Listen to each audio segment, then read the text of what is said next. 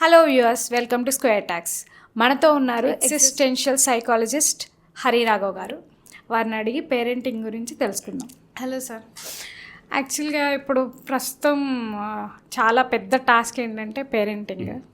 దానికన్నా ముందు నాకు ఒక పర్సనల్ క్వశ్చన్ ఏంటంటే, కన్న ప్రేమ గొప్పదా, పెంచిన ప్రేమ గొప్పదా? ఎందుకంటే రియల్గా కొన్ని కేసెస్ ఉన్నాయన్నమాట.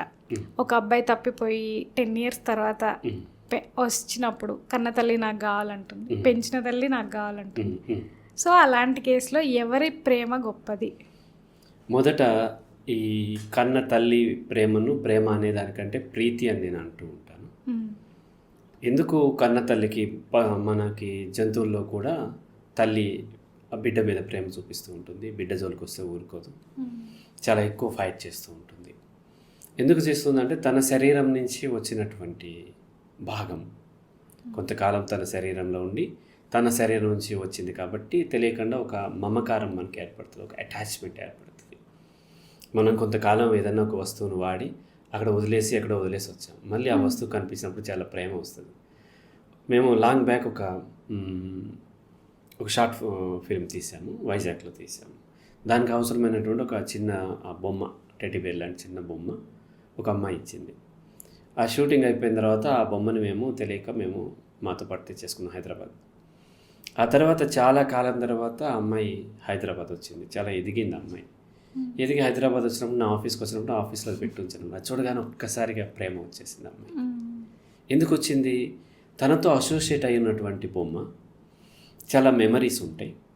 అవి వదిలేసినప్పుడు బాగానే ఉండొచ్చు, కనిపించగానే అవన్నీ రీకలెక్ట్ అయిపోయి ఆ పాజిటివ్ ఫీల్ అంతా రాగానే వెళ్ళిపోయి ఆ బొమ్మను పట్టుకుని తను చాలా మూత చేసినట్టు. సేమ్ అదే పిల్లల విషయంలో కూడా అవుతుంది. మన వస్తువులు వాడి వదిలేసిన తర్వాత మనకు కనిపించినప్పుడు ఎలాగైతే మనకి ఆ యొక్క భావోద్వేగం కలుగుతుందో, అలాగే మన శరీరంలోంచి వచ్చినటువంటి మరొక జీవి, మరొక భాగం కాబట్టి సహజంగా తల్లికి ఆ ఫీల్ వస్తుంది. అయితే అది తెలియాలి, ఆమెకు తెలియాలి. తెలిస్తేనే కన్న ప్రేమ అంటే యాక్చువల్లీ కన్న ప్రేమ అంటూ ఏమీ ఉండదు. తను కన్న వస్తువు లేదంటే తను కన్నటువంటి బిడ్డ అని తనకి ఇన్ఫర్మేషన్ పాస్ అయినప్పుడే తను ఫీల్ అయ్యి సెంటిమెంట్తో ఇది వస్తుంది. యాక్చువల్గా ఏంటంటే ఇప్పుడు నేను నా ఫాదర్ నా మదర్తో సెక్స్లో పార్టిసిపేట్ చేస్తే నన్ను కన్సీవ్ అయింది నా మదర్. ఎగ్జాంపుల్, అదే రోజున నా ఫాదర్ వేరే ఒక ప్రాస్టిట్యూట్ని కలిశారో అనుకుందాం ఫర్ డిస్కషన్ కోసం. ఆ ప్రాస్టిట్యూట్ ఏమీ కేర్ తీసుకోకుండా కలిస్తే ఆమె కూడా కన్సీవ్ అయింది నా ఫాదర్ వల్ల.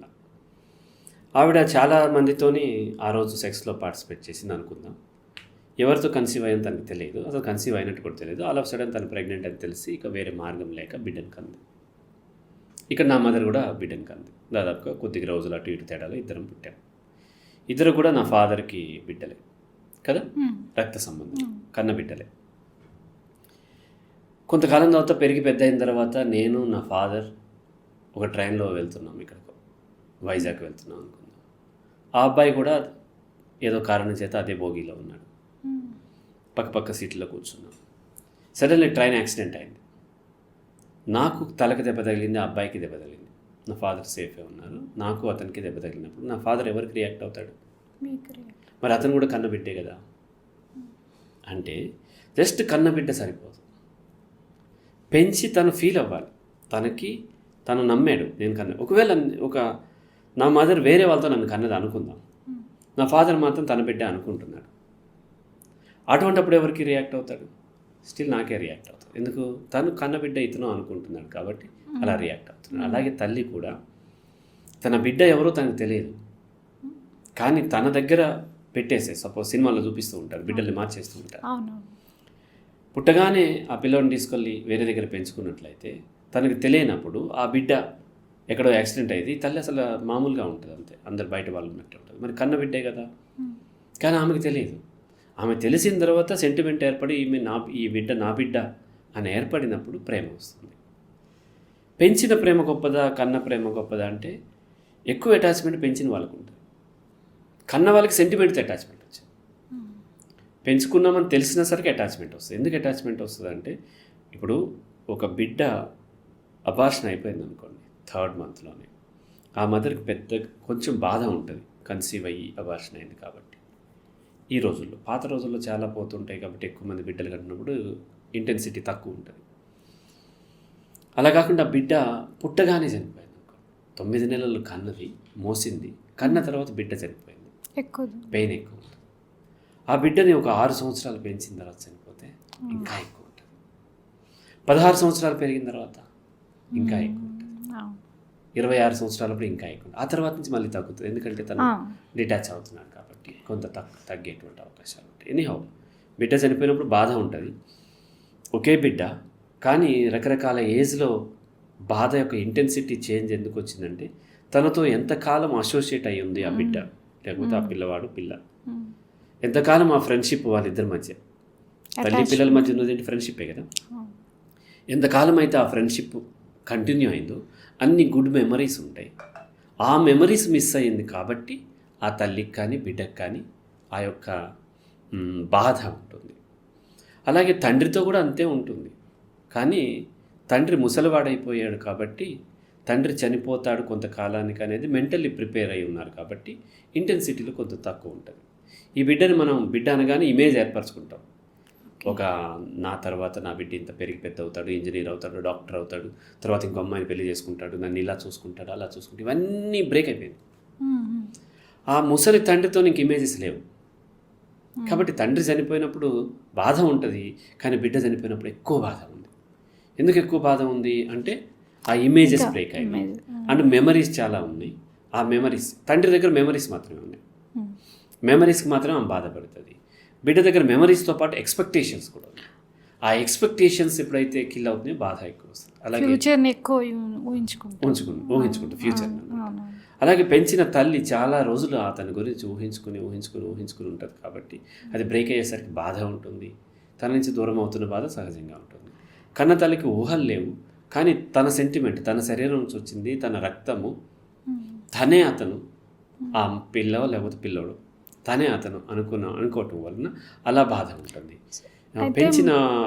పెంచిన తల్లికి ఉండేటువంటి దాంట్లో ఎక్కువ ఇంటెన్సిటీ ఉంటుంది. అయితే మరి మామూలుగా ఇప్పుడు కన్సీవ్ అయిన దగ్గర నుండి పిల్లలు మనము ఎవ్రీ మంత్ నేర్చుకుంటారు, అన్నీ వింటారు.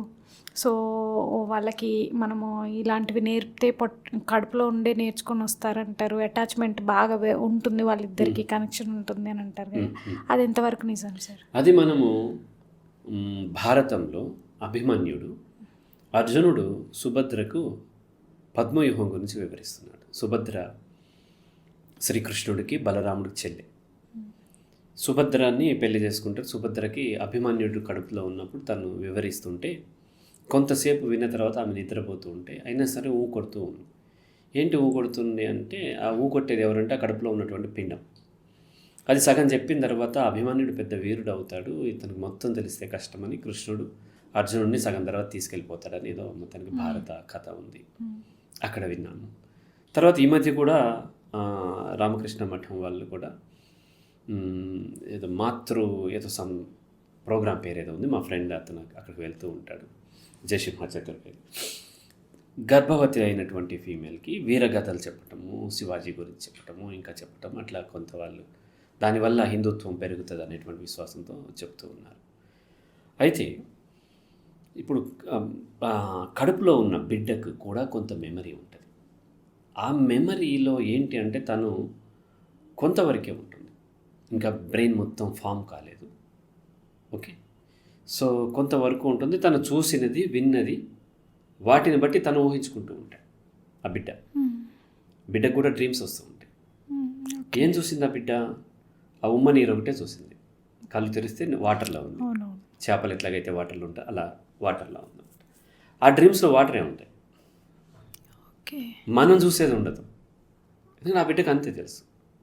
ఇప్పుడు అమెజాన్ కాదు, మన అండమాన్ నికోబార్ దీవుల్లో ఒక దీవిలో ఇంతవరకు బయట ప్రపంచం చూడని వాళ్ళు ఉన్నారు. అక్కడ ఒక ట్రైబల్ జాతి, ఆ జాతి బిడ్డ ఉన్నాడు అనుకోండి, ఆ బిడ్డ ఊహల్లోకి న్యూయార్క్ సిటీ రాదు కదా, ఈఫిల్ టవర్ రాదు, లేకపోతే తాజ్మహల్ రాదు. ఎందుకు రాదు? అతనికి కళలో వస్తుందా? కళలో కూడా రాదు. ఎందుకు? తను చూసినటువంటి ఆ దీవి మాత్రమే, తను చూసిన మనుషులు, తను చూసినటువంటిది మాత్రమే వస్తుంది. ఇదంతా చూడలేదు కాబట్టి తనకు రాదు. రైట్? సో ఇప్పుడు సడన్లీ న్యూయార్క్ సిటీ గురించి వివరిస్తుంటే అతనికి ఏం అర్థం కాదు కూడా. అలాగే తల్లి కడుపులో ఉన్న బిడ్డ మనం చెప్పినా సరే భాష ఇంకా నేర్చుకోలేదు, భాష తెలియదు. మన మాటలు వాళ్ళకి ఇలా అర్థం కావు. మన మాటలు జస్ట్ సౌండ్స్ మాత్రమే. ఆ పిల్లి అరుపు, కుక్క అరుపు, కాకి అరుపు, తండ్రి మాట్లాడింది, తల్లి మాట్లాడింది, తల్లితో కొద్దిగా ఎక్కువ అసోసియేట్ అవుతారు. ఎందుకంటే ఇది ఫ్రీక్వెంట్గా దగ్గర నుంచి వినేటువంటి కాబట్టి ఈ సౌండ్ తల్లిది అని తెలుస్తుంది. తండ్రిది ఆ తర్వాత కొంచెం తండ్రి అని ఉన్నారని తెలియదు, తల్లి ఉన్నారని తెలియదు. వాళ్ళు ఎక్కువ ఇన్వాల్వ్ అయ్యి మాట్లాడతారు, ఎక్కువగా కనెక్ట్ అయింది ఈ సౌండ్తో. సో అలా విన్న సౌండ్స్, ఆ ఫ్రీక్వెన్సీ, అవి వాటికి రియాక్ట్ అవుతారు తప్ప మనం చెప్పే మాటలన్నీ వేమన పద్యాలు చదివితే వేమన పద్యాలు నేర్చుకోవటం, లేకపోతేనేమో శివాజీ గురించి చెప్తే శివాజీలాగా తయారవటం, ఇలా పద్మవ్యూహం గురించి వివరిస్తే పద్మవ్యూహాన్ని ఊగొట్టి నేర్చుకోవటం అనేది ఇంకా వాళ్ళకి తెలియలేదు. కాబట్టి అలా నేర్చుకోరు. కానీ ప్రెగ్నెంట్ ఉన్నటువంటి ఫీమేల్ వీలైనంత వరకు పాజిటివ్ ఎమోషన్స్తో ఉన్నట్లయితే, ప్రశాంతంగా పాజిటివ్ ఎమోషన్ లేకపోతే కనీసం పీస్ ఆఫ్ మైండ్తో ఉన్నట్లయితే ఆ బేబీ హెల్తీగా గ్రో అయ్యే అవకాశం ఉంటుంది. మాటి మాటికి మదర్ భయపడుతున్నప్పుడు కొంత ఆ బేబీకి కూడా భయం వేసే అవకాశం చాలా తక్కువ, మినిమం. కాకుండా ఒక్కొక్కసారి ఆల్ ఆఫ్ సడన్ సౌండ్స్ వింటున్నప్పుడు కొంత డిస్టర్బ్ అయ్యేటువంటి అవకాశం ఉంది. మ్యూజిక్ కూడా రెస్పాండ్ అవుతుంది బేబీ. ఆల్ ఆఫ్ సడన్ పెద్ద పెద్ద సౌండ్స్, క్రాకర్స్ ఇటువంటి కాల్చినప్పుడు మదర్ భయపడకపోయినా లోపల బిడ్డకి కొంత ప్రమాదం అనేటువంటి అవకాశం కొంత ఉంటుంది అన్నమాట. సో కాబట్టి కేవలం ఎమోషన్స్లో డిస్టర్బెన్సెస్ తప్ప ఒక విషయాన్ని మనం వివరించినంత మాత్రం తల్లి కడుపులో ఉన్న బిడ్డ నేర్చుకుంటాం అనేది సాధ్యపడదు. ఓకే సార్, ఇప్పుడు ప్రజెంట్ జనరేషన్లో మనం ఎక్కువ డివోర్స్ చూస్తున్నాం. అంటే అది ఏ సిచ్యువేషన్ అయినా కావచ్చు, కొన్ని అనవసరమైనవి కావచ్చు, కొన్ని తప్పనిసరి కావచ్చు. అలాంటప్పుడు అది కన్న పిల్లల మీద ఎలాంటి ఎఫెక్ట్ పడుతుంది సార్? డెఫినెట్లీ ఉంటుందమ్మా. డివోర్స్ అనేది పిల్లల మీద ఎఫెక్ట్ ఉంటుంది. అంటే ఎందుకు ఎఫెక్ట్ ఉంటుంది అంటే ప్రతిదీ మనం పోల్చుకొని మన గురించి తెలుసుకుంటాం. ఈ భూమి మీద ఒకటే వ్యక్తి ఉంటే తనకేం తెలియదు, రెండో వ్యక్తి ఉన్నారు కాబట్టి వాళ్ళని పోల్చుకుని తన గురించి తెలుసుకున్నాడు, అంతే కదా. అలాగే పిల్లలు పెరిగే క్రమంలో ఇతర పిల్లల్ని చూస్తారు, తన ఏజ్ గ్రూప్ వాళ్ళ పిల్లల్ని చూసి వాళ్ళ యొక్క వయసు, వాళ్ళలో వచ్చే మార్పుల్ని, శరీరాన్ని పోల్చుకుని అర్థం చేసుకుంటూతో పాటు వాళ్ళ ఫ్యామిలీని కూడా పోల్చుకుంటారు. వాళ్ళ ఫ్యామిలీని కూడా పోల్చుకుని వాళ్ళ ఫ్యామిలీ, నా ఫ్యామిలీ స్ట్రక్చర్ ఏంటి అనేది చూసుకుని వాళ్ళ ఫ్యామిలీలో మదర్ ఉన్నాడు, ఫాదర్ ఉన్నాడు, మదర్ ఉంది, ఫాదర్ కూడా ఉన్నాడు, నాకు ఓన్లీ మదర్ ఉంది, ఫాదర్ లేడు. ఎవరికి ఫాదర్ లేడు అనుకోండి, నో ప్రాబ్లం. ఇప్పుడు అమెరికాలో డివోర్స్ అయిన పిల్లలకి పెద్ద ఇంపాక్ట్ ఉంటుంది, ఇండియాలో డివోర్స్ అయినటువంటి పిల్లలకి కొంత ఇంపాక్ట్ ఉంటుంది ఎక్కువ వాళ్ళతో పోలిస్తే. అయితే డివోర్స్ తీసుకోవాలా వద్దా అనేది పిల్లల కాంటెక్స్లో డివోర్స్ లేకపోతే బాగుంటుంది. కానీ డివోర్స్ తీసుకోకుండా నెగటివ్ పేరెంటింగ్ ఉంటే అది మోర్ డేంజర్ కదా. కాబట్టి పిల్లల పేరెంట్స్ ఉండి హింస చేసేటువంటి వాళ్ళతో పోలిస్తే సింగిల్ పేరెంట్ బెటర్. ఓకే, ప్రాపర్గా చూసుకునే సింగిల్ పేరెంట్ బెటర్. అలా కాకుండా ఇద్దరు బాగా చూసుకుంటుంటే దెన్ ఇద్దరు ఉండటమే బెటర్. ఎందుకంటే అందరికీ ఇద్దరు ఉన్నారు కాబట్టి ఇక్కడ కూడా ఇద్దరు ఉండటం బెటర్. అలా కాకుండా ఇందులో ఇద్దరు దుర్మార్గంగా చూసుకుంటే నిజం చెప్పాలంటే అనాథాశ్రమాలు పెరగడం బెటర్. అది సార్, ఇప్పుడు మీరు చెప్పినట్టు డివోర్స్ తీసుకున్నప్పుడు వాళ్ళు ప్రజెంట్గా ఉన్నారు లైవ్లో, అలాంటి వాళ్ళు దూరంగా ఉన్న పిల్లలకి ఎలాంటి కేర్ ఇవ్వాలి, ఎలా వాళ్ళకి ఆ ఎఫెక్ట్ తెలియకుండా పెంచాలి సార్? అదే నేను చెప్పేది ఏంటంటే మొదటి నుంచి డివోర్స్ తీసుకునే వాళ్ళు మీరు భార్యాభర్తలుగా డివోర్స్ తీసుకోగలరు తప్ప పేరెంట్స్గా డివోర్స్ తీసుకోలేరు. పేరెంటింగ్ రోల్ ఉంటుంది. రోల్లో చేసేటప్పుడు డివోర్స్ తీసుకున్న తర్వాత మెచ్యూర్డ్గా ఆ అమ్మాయి భార్య కాకపోవచ్చు, ఆ పిల్లల తల్లి, ఆ అబ్బాయి భర్త కాకపోవచ్చు, బట్ పిల్లల తండ్రి అనే విషయం తెలుసుకుని మెచ్యూర్డ్గా బిహేవ్ చేయాల్సిన అవసరం ఉంది. డివోర్స్ తీసుకున్న తర్వాత కూడా బ్లేమ్ చేసుకుంటూ ఉంటారు, తీసుకోకుండా కూడా బ్లేమ్ చేసుకుంటూ ఉంటారు. తల్లిని తండ్రి, తండ్రిని తల్లి, ఇగో మీ అమ్మలాగా నువ్వు తయారవుతున్నావు, మీ నాన్నలాగా నువ్వు తయారవుతున్నావు, అదే బుద్ధి వచ్చింది నీకు, ఇటువంటి ఏవో చెప్తూ ఉంటారు. అటువంటి అప్పుడు ఏం చేస్తారంటే డివోర్స్ తీసుకున్నటువంటి పేరెంట్స్ ఉన్న పిల్లలు ఏం చేస్తారంటే అమ్మ దగ్గర మాటిమాటికి అమ్మ ఏం చెప్తుంటే నాన్న ఫ్యామిలీ మంచిది కాదు, నాన్న ఇట్లా అట్లా ఇట్లా అని చెప్పేసరికి వీళ్ళు ఇది నేర్చుకుంటారు. అక్కడికి వెళ్ళిన తర్వాత నాన్న ఏం చేస్తాడు, డబ్బులు పెట్టి అన్ని కొనిస్తూ ఉంటాడు, త్రో చేస్తూ ఉంటాడు. అక్కడ అమ్మ ఇట్లాంటిది అట్లాంటిది ఏదో చెప్తూ ఉంటాడు. వీళ్ళు టీనేజ్కి వచ్చిన తర్వాత వీళ్ళిద్దరికి పడదని సంగతి తెలుసు. టీనేజ్కి వచ్చిన తర్వాత అబ్బాయి ఒక అమ్మాయిని ప్రేమించాడు. ఆ విషయం మదర్ తెలిస్తే తోలు తీసేస్తుంది, చాలా హార్ష్గా బిహేవ్ చేస్తా అనుకుందాం. అప్పుడు ఏం చేస్తాడు, మెల్లగా ఫాదర్ దగ్గరికి వెళ్తాడు. ఫాదర్ వినాలంటే తన గురించి తనని మంచిగా చూసుకోవాలంటే మదర్ గురించి పాజిటివ్గా ఉండకూడదు. కాబట్టి ఏం చేస్తుంది, మదర్ నన్ను సతాయిస్తుంది, ఇట్లా ఆమె మూర్ఖత్వంతో ఇది చెప్తుంది అది చెప్తుంది, ఓ పనులు చెప్తుంది, నేను చదువుకునేటప్పుడు విసిగిస్తుంది, ఇట్లాంటివి ఏమో మెల్లమెల్లగా చెప్పడం మొదలు. అతను కూడా ఏం చేస్తారు, ఎంటర్టైన్ చేస్తారు. మదర్ గురించి చెప్పేసరికి చాలా బాగుంది, అడ్వాంటేజ్ తీసుకుంటారు. సో ఎంటర్టైన్ చేస్తారు, వీళ్ళు మెల్లమెల్లగా నేర్చుకుంటారు. అలాగే మదర్ దగ్గరికి వచ్చినప్పుడు ఫాదర్ గురించి చెప్తుంటారు. ఫాదర్ ఎప్పుడు ఆ మొబైల్లో ఎవరో అమ్మాయితో మాట్లాడుతూ ఉంటాడు, ఎప్పుడు తన మొబైల్ నిండా ఆడపిల్లల బొమ్మలు ఉంటాయి, లేకపోతే ఇలా అలా అని మదర్తో చెప్తూ ఉంటాడు. మదర్ కూడా అక్కడ చూసావా, ఈ అమ్మాయికి నా బిడ్డకే తెలిసిపోతుంది ఫాదర్ ఎటువంటాడు అని ముడుచుకుంటూ ఉంటాడు.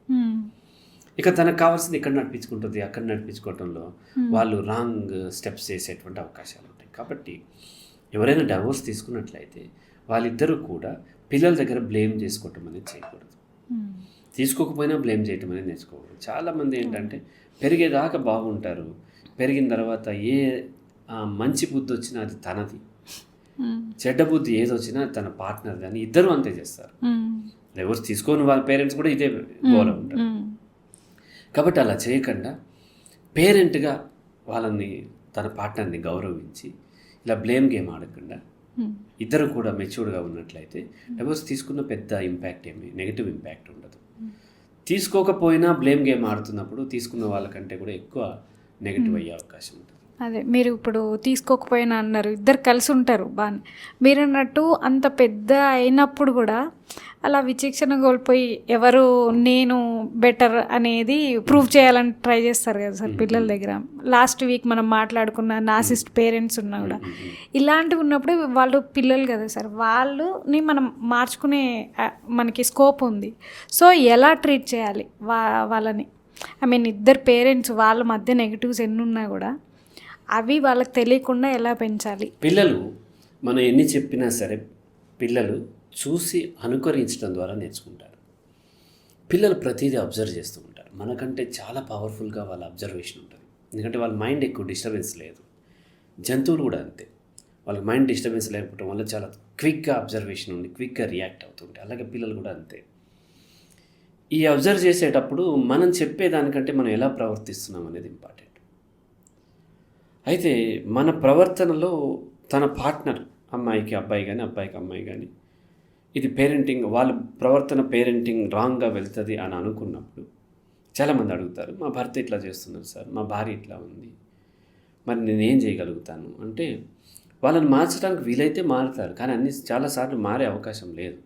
వాళ్ళు సెన్సిటివ్నెస్ ఉండదు, వాళ్ళతోని ఉండకపోవటం వల్ల ఇష్టం వచ్చినట్టుగా పిల్లలతోని రాంగ్గా బిహేవ్ చేయటం. రాంగ్ అంటే తప్పుడుగా చేయకపోయినా సరే పేరెంటింగ్ విషయంలో రాంగ్గా చేయటము, ఎక్కువ గారాబం చేసేయటము, లేకపోతే ఎక్కువగా ఎగ్జిబిషన్ నేర్పించటము, వెల్త్ ఎగ్జిబిషన్ నేర్పించటము, బ్యాడ్ వర్డ్స్ వాడటము, ఆల్కహాల్ తాగి ఇంటికి రావటము, ఇటువంటివన్నీ చూసినప్పుడు వాళ్ళు కూడా అనుకరించే అవకాశాలు ఉన్నాయి. మరి నా భర్త అట్లా ఉన్నప్పుడు ఎలా సార్ అంటారు. కనీసం మీరన్నా కరెక్ట్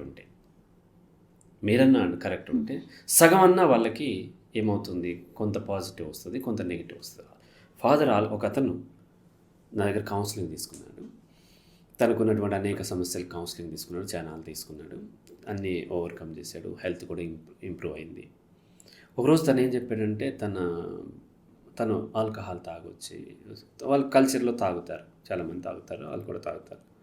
ఆల్కహాల్ తీసుకుని పార్టీకి వెళ్ళి ఆల్కహాల్ తీసుకుని వచ్చినప్పుడు తన బిడ్డకు ఏదో చెప్తేనే తన బిడ్డ కూడా అడిగాడు, ఏదో వాసన వస్తుందని ఏదో మొత్తానికి అడిగాడు. అప్పుడు నేనేం చెప్పానంటే, మీరు తాగింది మార్నింగ్ కల్లా దిగిపోతుంది, కానీ ఆ మత్తు మీ పిల్లలకి ఎక్కుతుంది కదా, అది జీవితకాలం దిగదు అన్న. నేను తాగితే పిల్లలకి ఎక్కటం ఏంటి సార్? ఇప్పుడు మీరు ఆల్కహాల్ తాగటం అనేది నార్మల్. మీ కొడుకు నా కొడుకు సేమ్ ఏజ్ ఉన్నారు, నాకు ఆల్కహాల్ తాగటం నెగిటివ్, నేను తాగను, నేను నెగిటివ్గానే చూస్తాను. వీళ్ళిద్దరూ ఎక్కడికో వాళ్ళ లైఫ్లో వెళ్ళిన తర్వాత టీనేజ్కి వచ్చిన తర్వాత ఆల్కహాల్ ట్రై చేసే విషయం వచ్చింది, వాళ్ళ పీర్ గ్రూప్ ఆల్కహాల్ తీసుకొచ్చారు. అప్పుడు మీ కొడుక్కి ఏంటి అని అంటే ఆల్కహాల్ తాగటం అనేది నార్మల్, తాగకపోవటం చాలా గొప్పది కాదనట్లేదు, కానీ తాగటం అనేది అంత చెడ్డది కాదు.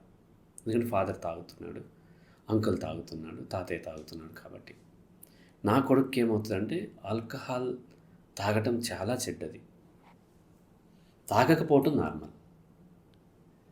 అతనికి ఏం తాగకపోవటం చాలా మంచిదైంది, చాలా మంచిగా కాకపోయినా కనీసం నార్మల్ ఉన్నాను అతను అనుకుంటాడు.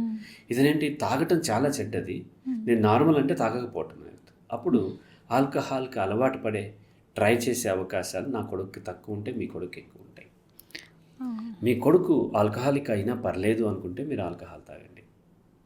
లేదు నా కొడుకు ఆల్కహాల్ తాగొద్దు, భవిష్యత్తులో హెల్తీగా ఉండాలి అని మీరు కనుక భావించినట్లయితే మీరు తాగటం మానేయండి. మీ పిల్లలు ఏది అవ్వాలనుకుంటున్నారో, ఎలా ఉండాలనుకుంటున్నారో అలా మీరుండండి. అంతే తప్ప మీరు ఇంకోలాగా ఉండి పిల్లలకి చెబుతూ ఉంటే వాళ్ళు నేర్చుకోకపోగా వాళ్ళు కూడా ఇంకోలాగా ఉండి వాళ్ళ పిల్లలకి చెబుతూ ఉంటూ నేర్చుకుంటారు. ఫాదర్ స్మోక్ చేస్తూ కొడుకుని స్మోక్ చేయటం తప్పు అని చెప్తే ఇతను ఏం నేర్చుకుంటాడు? తను చూసింది ఏంటి? స్మోక్ చేస్తూ స్మోక్ చేయటం తప్పు అని చెప్పటం. సేమ్ అదే తన బిడ్డకు కూడా తను స్మోక్ చేస్తూ స్మోక్ చేయకుండా చేయటం తప్పు అని చెప్పడం నేర్చుకుంటాడు. అలాగే చెప్తాడు. చాలామంది నేను కష్టపడ్డాను, నా బిడ్డ కష్టపడకూడదు ఇది చెప్తారు. వాళ్ళు కూడా రేపొద్దున వాళ్ళ పిల్లలకి అదే చెప్తారు. మాకంటే ఎవరూ చదివించలేదు, మీరన్నా చదువుకోండి అని చెప్తూ ఉంటారు. వాళ్ళు కూడా రేపొద్దున పిల్లలకి మేమంటే మేము చదువుకోలేకపోయాం, మీరన్నా చదువుకోండి అని చెప్తుంటారు. లాంగ్ బ్యాక్ నాకు మ్యారేజ్ కాకముందు నేను విలేజ్ నుంచి వచ్చాను, చాలా అది కూడా ట్రైబల్ విలేజ్ నుంచి వచ్చాను. కాబట్టి చాలా చిన్న వయసులో పెళ్ళిళ్ళు అయిపోతే మా క్లాస్మేట్స్ అందరికీ చాలా చిన్న వయసులో పెళ్ళి అయిపోయింది. 9th క్లాస్లో ఉన్నప్పుడు ఒక అమ్మాయి పెళ్ళి అయింది, ఆమెకు ఒక కూతురు పుడితే ఆ కూతురు పెళ్ళి నా పెళ్ళి ఒకే రోజున అయింది. అంత గ్యాప్ ఉంటుంది. అవును. సో వాళ్ళ దృష్టిలో అది నార్మల్ ఏజ్ పెళ్ళి చేసుకుంటానికి 9th 10th క్లాస్. సో కొంతకాలం అయిన తర్వాత నేను గ్రాడ్యుయేషన్ అయిపోయింది, ఇంకా నేను అటు ఇటు వెళ్తున్నప్పుడు మేము గోదావరి పడవ దాటి వెళ్తున్నప్పుడు మా క్లాస్మేట్ ఒక అమ్మాయి ఆ పడవలో ఉంది. హరి ఏం చేస్తున్నావు, ఇంకా చదువుతూ ఉంటావు అంటే నేను చదవట్లేదు, నా పిల్లల్ని చదివిస్తున్నా అన్న. అంటే నీకు పెళ్ళే కాలేదు, ఎలా పిల్లలు చదివిస్తావు అంటే అర్థం ఏంటంటే ఇప్పుడు నేను ఒక ఇంటర్మీడియట్ దాకా చదివి ఆపేసాను అనుకోండి, నా పిల్లలు ఇంటర్మీడియట్ పాస్ అయిన తర్వాత ఏదన్నా నేను విషయం చెబుతుంటే తీసి అవతల పడేస్తారు. ఓకే కదా. నేను పోస్ట్ గ్రాడ్యుయేషన్ చదివాను అనుకుందాం, నేను నా వైఫ్ ఇద్దరం పోస్ట్ గ్రాడ్యుయేషన్ చదివిన తర్వాత నా పిల్లలు గ్రాడ్యుయేషన్ చదివిన తర్వాత నిజంగా ఏదో చెప్తుంటే వెంటనే తీసేయలేరు. వీళ్ళు కూడా చదువుకున్న వాళ్ళు అనేటువంటి ఒక రెస్పెక్ట్తో కనీసం వినే అవకాశం ఉంటుంది. కాబట్టి పిల్లలు చదువుకోవాలంటే మీరు చదవండి. పెళ్ళయి వచ్చిన తర్వాత నా వైఫ్ని నేను చదివించాను, నేను తను MBA చదివించాను. ఎందుకు? ఆమె ఏదో జాబ్ చేస్తాను కాదు, జాబ్ కోసం అంతకంటే కాదు, ఆమెకు విషయాలు తెలుస్తాయి, అకాడమిక్ క్వాలిఫికేషన్ లేకపోయినా తెలుస్తాయి. కానీ ఈ పిల్లలు ఉన్నారు కదా, రేపు రాబోయే పిల్లలు, వాళ్ళని చదివించాలి ప్రాపర్గా అంటే మనం చదువుకుని ఉండాలి. అలా పిల్లలు అబ్జర్వ్ చేస్తూ ఉంటారు అనే విషయాన్ని ఎప్పుడు మన మనసులో పెట్టుకోవాలి. అది వాళ్ళ మనసుల మీద చాలా ప్రభావం ఉంటుంది. చాలామంది ఏం చేస్తారు, అబద్ధం ఆడకూడదని చెప్తారు, నీతి కథలు చెప్తారు. నానమ్మ అక్కడ ఉంటే ఏదో అడుగుతుంటే అది లేదని చెప్పమని అమ్మ చెప్తారు. ఇలా అబద్ధాలు చెప్తే రెండు చూస్తున్నప్పుడు వాళ్ళు ఏది నేర్చుకుంటారంటే ఈ ప్రాక్టీస్నే నేర్చుకుంటారు. కాబట్టి ఇద్దరు ఒక దగ్గర ఉన్నా లేకపోయినా ఇద్దరు నేర్చుకుంటే పేరెంటింగ్ అండ్ ఈ యొక్క మెచ్యూరిటీ ఇద్దరికి ఉంటే చాలా మంచిది. అలా కాకపోతే ఒక పార్ట్నర్ అర్థం చేసుకోకపోతే కనీసం ఒక పార్ట్నర్ ఎక్కడ వస్తుందంటే మాకు మెయిన్ రిలీజియస్ OCDతో బాధపడి చాలామంది వస్తారు. రిలీజియస్ OCD ఆ మూఢ విశ్వాసాలు అవన్నిటితోని ఒకరెవరో ఫాదరో మదరో బయటపడిపోతారు. రెండవ పార్ట్నర్ మాత్రం మరి అదే దాంట్లో ఆ ప్రాక్టీస్లో ఉంటారు కదా, శనివారం నాడు నువ్వులు తీసుకోకూడదు, శుక్రవారం డబ్బులు ఇవ్వకూడదు, ఇటువంటి ఏమో ఉంటాయి కదా. వీళ్ళకి అవన్నీ తెలిసిపోయింది. నా పిల్లలకు కూడా ఎక్కడ నాకులాగా వస్తుందేమో అని భయపడుతూ ఈ ప్రాక్టీస్లను ఎక్కడెక్కడ ఖండించే ప్రయత్నం చేస్తారు. కానీ తన భర్త మాత్రం ఇంకా అలా అదే ప్రాక్టీస్ చేస్తున్నప్పుడు, లేకపోతే నానమ్మ అదే చేస్తున్నప్పుడు ఏం చేయాలి సార్ అని అడుగుతారు. ఇది ఎలా ఉంటుందంటే రివర్స్లో కూడా సార్, అంటే ఏంటంటే ఇది కరెక్ట్, ఇది నా పిల్లలు ఖచ్చితంగా చేయాలనే వాళ్ళు కూడా ఉంటారు. కొంతమంది ఏమో మేము చేసిన తప్పు చేంజ్ అవ్వాలని అనుకుంటే, కొంతమంది ఇంకా అజ్ఞానంలో అదే నువ్వులు ఇవ్వాలి, అదే పార్టీ. ఒకసారి ఇద్దరు పేరెంట్స్ మారినా సరే వాళ్ళు ఫోర్స్ చేయొద్దు పిల్లల్ని. మొన్న మీట్ HR 6లో ఒక ఆవిడ అడిగింది, ఆవిడ రిలీజియస్ OCD దాటి వచ్చింది, తనకు ట్విన్స్ పిల్లలు ఉన్నారు. ఆ పిల్లలు ఈ నైబర్స్ లేకపోతేనేమో రిలేటివ్స్ పూజకి పిలుస్తారు కదా, వీళ్ళంటే ఏదో ఒకటి చెప్పి తప్పించుకుంటున్నారు. ఇద్దరు పేరెంట్స్ ఇద్దరు కూడా వాటి నుంచి బయటపడ్డారు. కానీ పిల్లల్ని పంపించమంటారు, పంపిస్తే వాళ్ళు ఎక్కడ మారిపోతారో అనేటువంటి భయం. దేవుడు లేడని చెప్పమంటారా అంటే మీకు తెలియదు కదా, లేడని ఉన్నాడని తెలియదు. ఏమీ చెప్పొద్దు.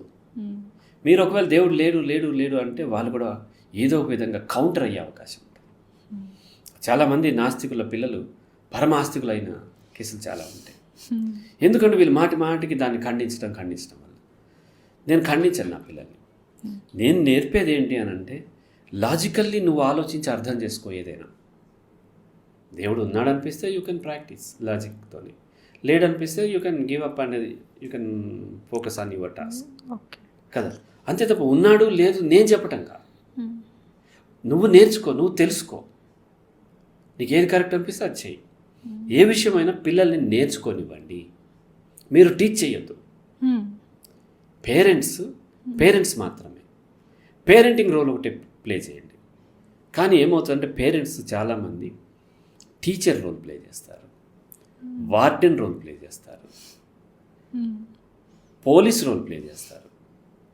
వాళ్ళు కరెక్ట్ చేసి పిల్లల్ని దొంగలాగా, పిల్లల్ని స్టూడెంట్ లాగా టీచరు, పిల్లల్ని హాస్టల్లో ఉండే అతనిలాగా వార్డెన్ లాగా. అలాగే సైకాలజిస్ట్ రోల్ ప్లే చేస్తారు, ఫిలాసఫర్ రోల్ ప్లే చేస్తారు, గైడ్ రోల్ ప్లే చేస్తారు, ఫ్రెండ్ రోల్ కూడా చేస్తూ ఉంటారు. నా బిడ్డకి నేనే ఫ్రెండ్. నేను ఆ అమ్మాయి దిక్కులేక ఏం చేస్తా పాపం ఒప్పుకొని ఉంటుంది. ఫ్రెండ్లీగా ఉండండి. ఫ్రెండ్లీగా ఉండటం వేరు, నువ్వే ఫ్రెండ్ అవటం వేరు. ఎట్లా ఫ్రెండ్ అవుతుంది? ఏజ్ గ్యాప్ చాలా ఉంది, నీ జనరేషన్ వేరు, ఆ పిల్ల జనరేషన్ వేరు. ఫ్రెండ్లీగా ఉండండి పిల్లలతో, కానీ మీరే ఫ్రెండ్స్ అయిపోవద్దు. ఏమైనా ఉంటే బాధ నాకు చెప్పు, బాధ చెప్పు అని అడగొద్దు, బాధ చెప్పుకునేలాగా నువ్వు బిహేవ్ చేయాలి. నా దగ్గరకు వస్తారు ఇంతమంది క్లయింట్స్, రెండో వ్యక్తికి తమ జీవితంలో తెలియండి. ఈవెన్ తల్లికి తెలియదు, భర్తకి తెలియదు, భార్యకి తెలియని విషయాలు నాతో వచ్చి షేర్ చేసుకుంటారు.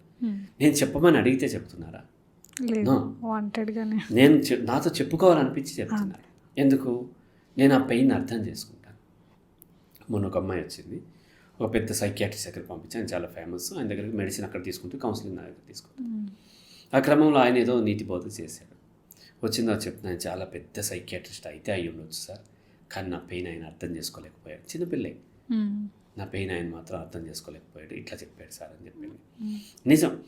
ఎందుకు నాతో చెప్పుకుంటారు అంటే, ఫస్ట్ నేను జడ్జ్ చేయను, ఇది తప్పు ఒప్పు చూడను, ఏ పరిస్థితిలో జరిగింది, దీని నుంచి ఎలా మనం వెళ్ళొచ్చు, దీని కాన్సిక్వెన్సెస్ ఏంటి, ఆ కాన్సిక్వెన్సెస్ తప్పించుకుంటే ఏం చేయొచ్చు, ఇవే చెప్తాను తప్ప జడ్జ్ చేయటం అనేది ఉండదు.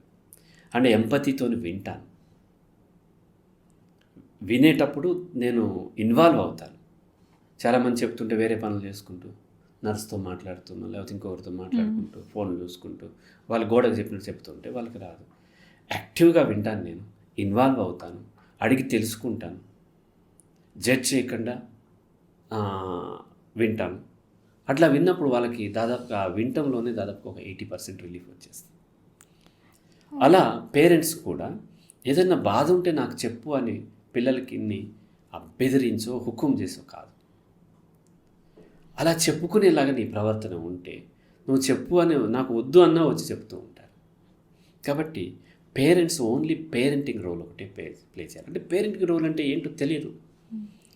ఎన్ని చదువులైనా చదవచ్చు, అవన్నీ చాలా ఈజీ, కానీ పేరెంటింగ్ అనేది చాలా కష్టమైంది. కానీ మోస్ట్ నెగ్లెక్టెడ్ ఏంటి అంటే ఈ పేరెంటింగ్ అనేది. ముఖ్యంగా భారతదేశంలో అయితే పెళ్ళయి కన్సీవ్ అయ్యి పిల్లల కంటే పేరెంట్స్ అయిపోతారు. ఇక వాళ్ళకి వచ్చేసింది పేరెంటింగ్. ఇక వాళ్ళు ఏమైనా మాట వినకపోతే కొట్టడము, తిట్టడము, బెదిరించడము, వాళ్ళని భయపెట్టేయటము, క్రమశిక్షణలో పెట్టడము, ఇవే వాళ్ళకి పేరెంటింగ్ అంటే. అలా కాకుండా వాళ్ళతోని ప్రేమగా మాట్లాడటము, మెచ్యూర్డ్గా మాట్లాడటము, వాళ్ళకి తెలియని దాన్ని అడిగినప్పుడు వివరించటము, వాళ్ళ క్యూరియాసిటీ, వాళ్ళు చాలా అడుగుతారు, చాలా క్వశ్చన్స్ అడుగుతారు. ఇదేంటి పక్కన ఇదేంటి అని అడుగుతూ ఉంటారు. ఓపిక చెప్పాలి.